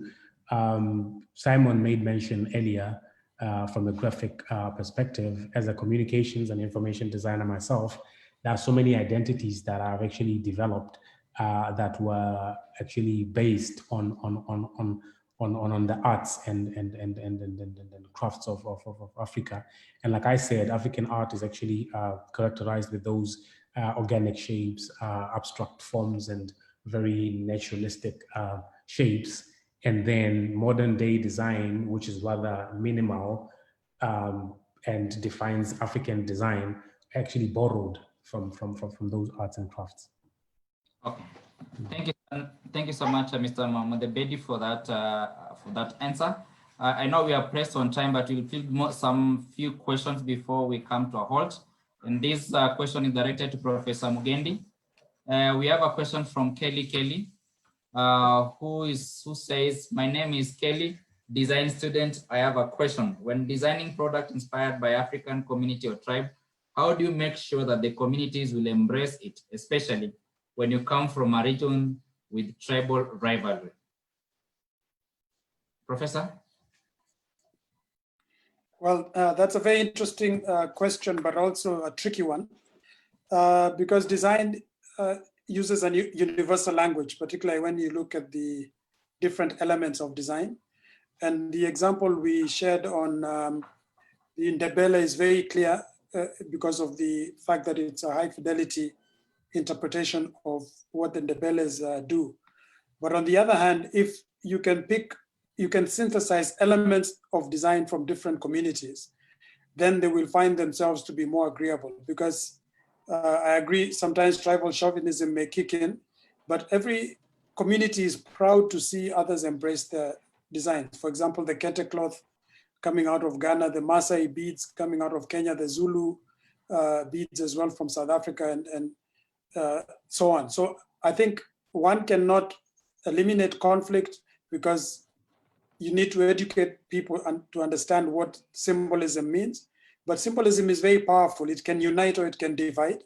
And my challenge to the designers then is to synthesize the best elements of any particular inspiration and then interpret it directly. Maybe the ones we showed were very much, in the original cultural setting, but you can actually borrow elements of that and make them modern and yet accessible to a wider variety of people.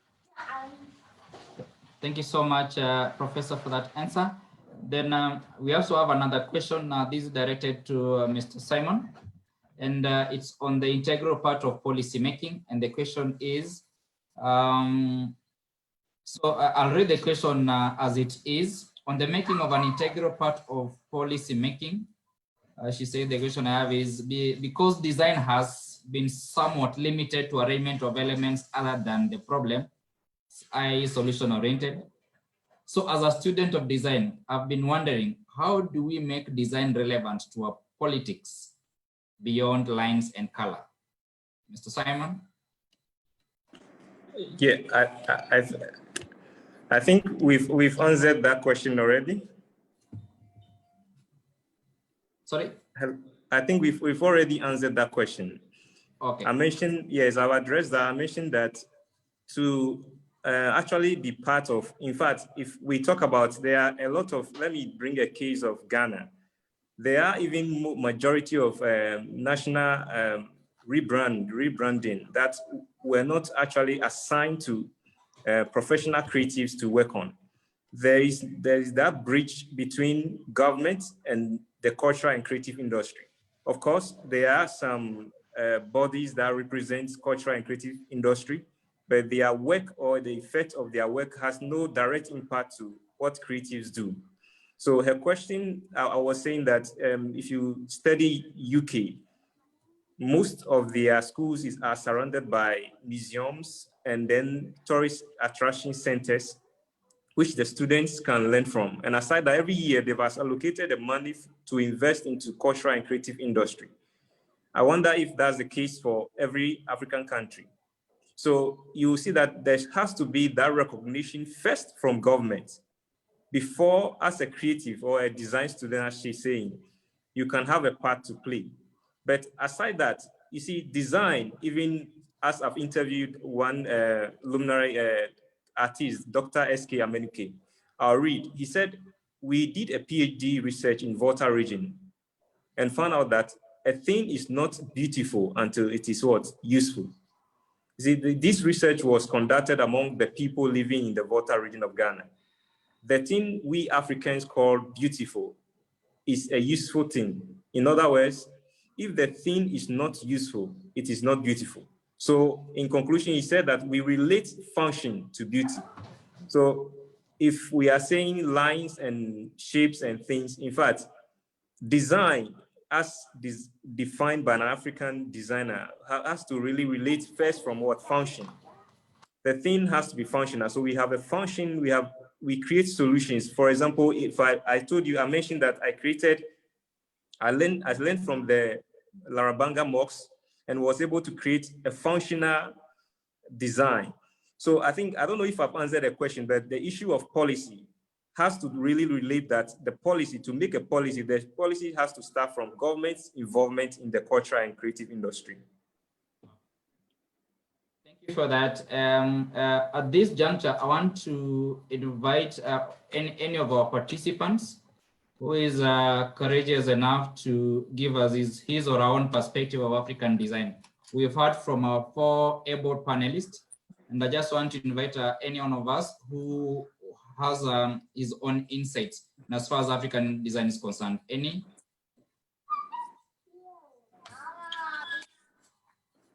Wants to talk? Vera?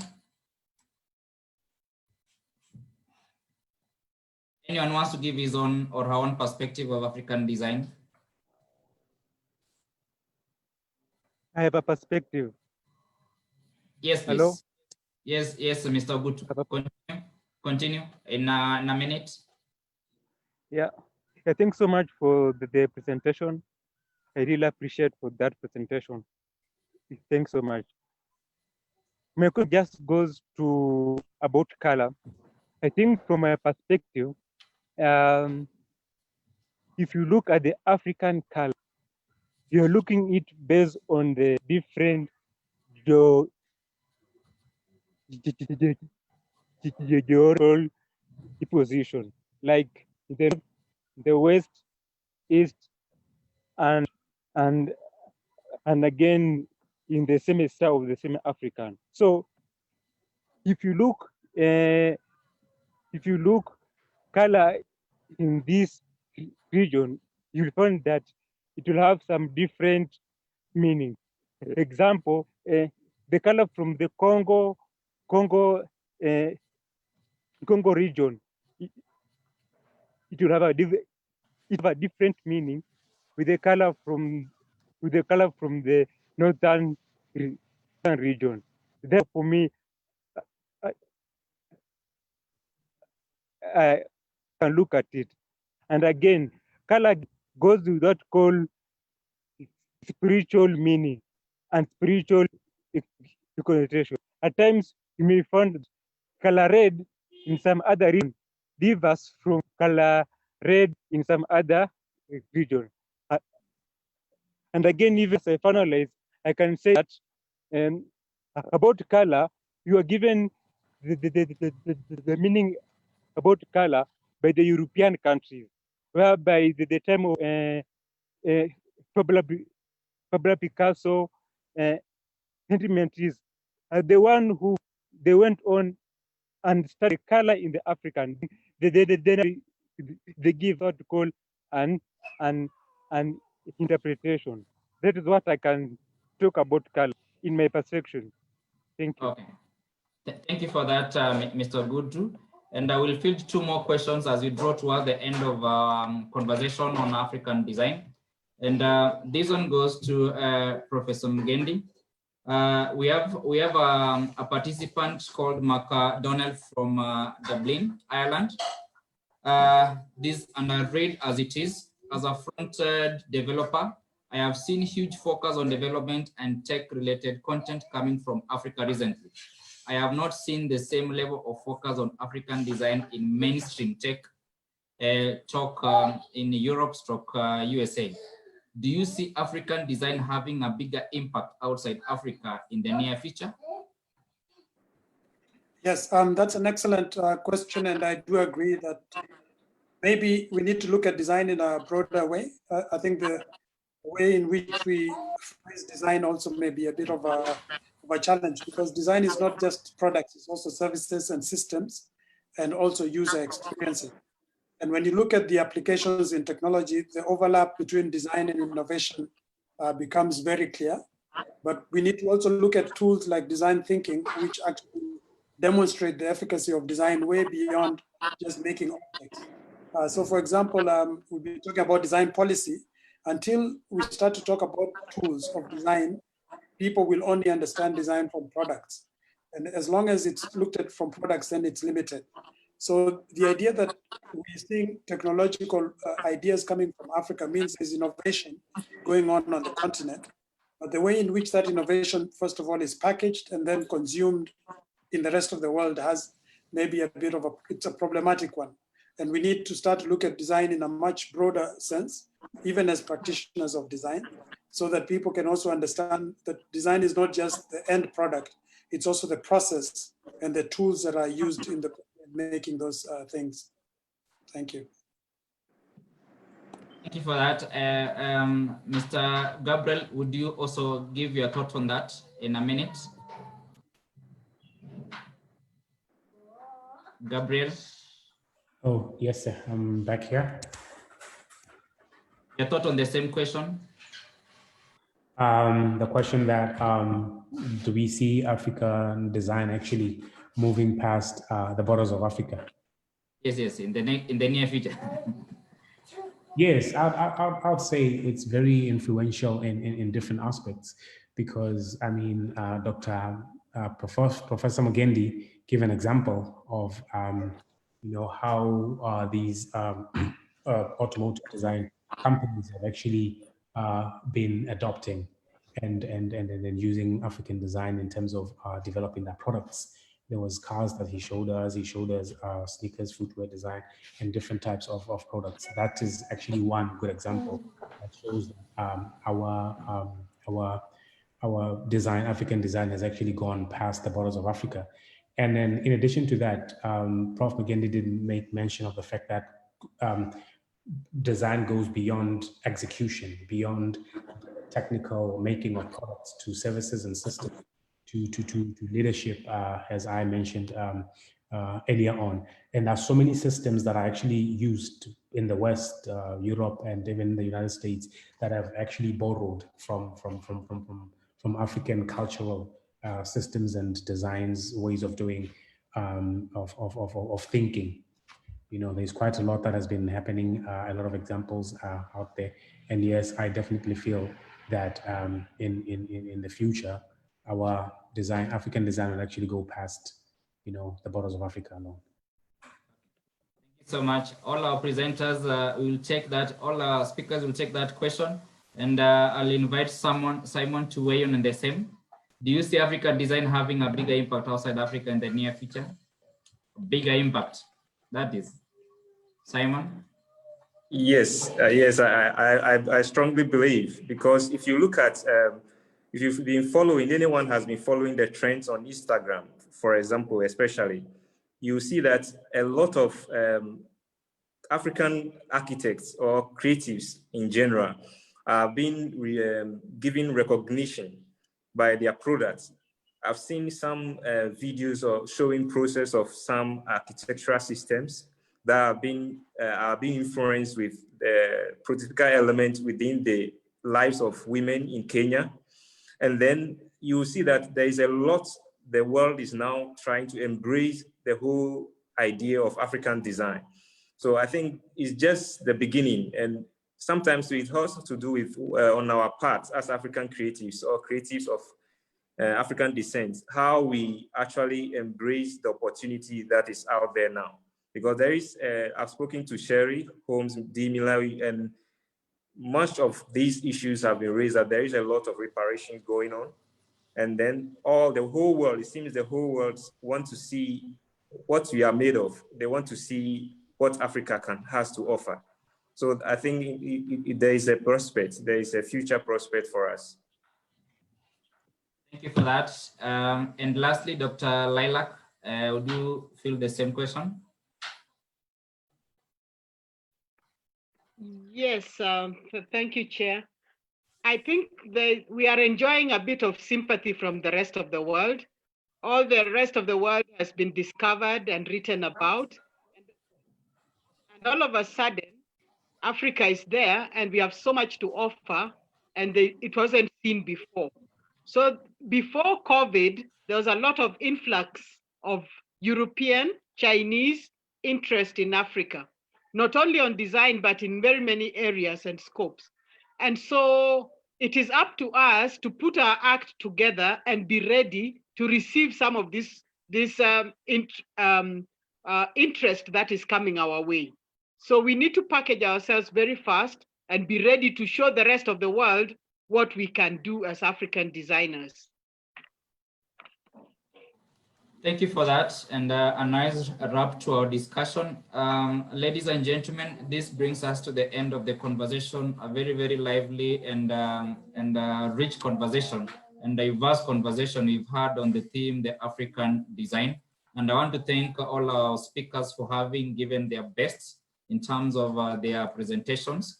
And of course, I want to appreciate Professor Mugendi, who actually took us through the influence of African design. Thank you so much for that profound presentation, Professor. We also have Dr. Laila Kosanjo, who took us through the definition of African design, which is, she said that is still evolving, and we can be able now to even have our own definition of the same, and as much as whatever we are doing is concerned. We also had another presentation from Simon Chawe from Ghana, who gave a very, very concise presentation in line with the elements of African design. Thank you so much, Mr. Simon Chawe.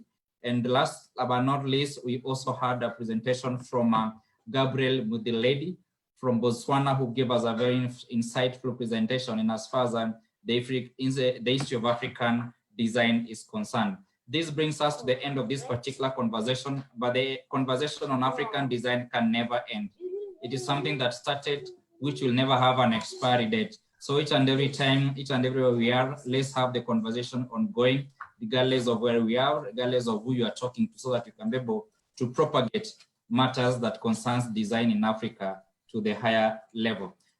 Before we sign off, I'd like to mention to you that Design Kenya Society, we are turning 10 this year. We're actually celebrating 10 years since this particular organization was formed. And so we shall be celebrating, we're actually celebrating our 10th anniversary. And part of this particular conversation are actually part of this particular celebration. And our 10-year celebration will be climaxed during our NIDEC 2020 conference, which is going to take place on 24th and 25th of September. And the theme of this particular conference is basically Design Zeitgeist Africa, which is actually a conversation on the African design of the decade and beyond. Please make sure that you register so that you can be part of this big conversation that is coming down on 24th and 25th of September. And you're all welcome. So without much ado, I also want to thank each and every participant who has actually been part of this great conversation. Thank you for having tuned in for the last 2 hours. We've had a very, very engaging conversation in regard to the African design, and I want to thank you. We also have another event coming up next year, early next year, and we are collaborating with PADI. PADI basically means Pan-African Institute, Institute of Pan-African Design. And the purpose of this particular institute is basically to bring together design professionals in Africa, so that you can be able to have an engaging discussion in as far as Pan-African Design Institute is concerned. We are going to collaborate with them and to have an event this coming early next year, and we shall be giving you more information about the same. Please feel free to visit their page, and of course, and as far as their page is concerned, is www.designinstitute.com.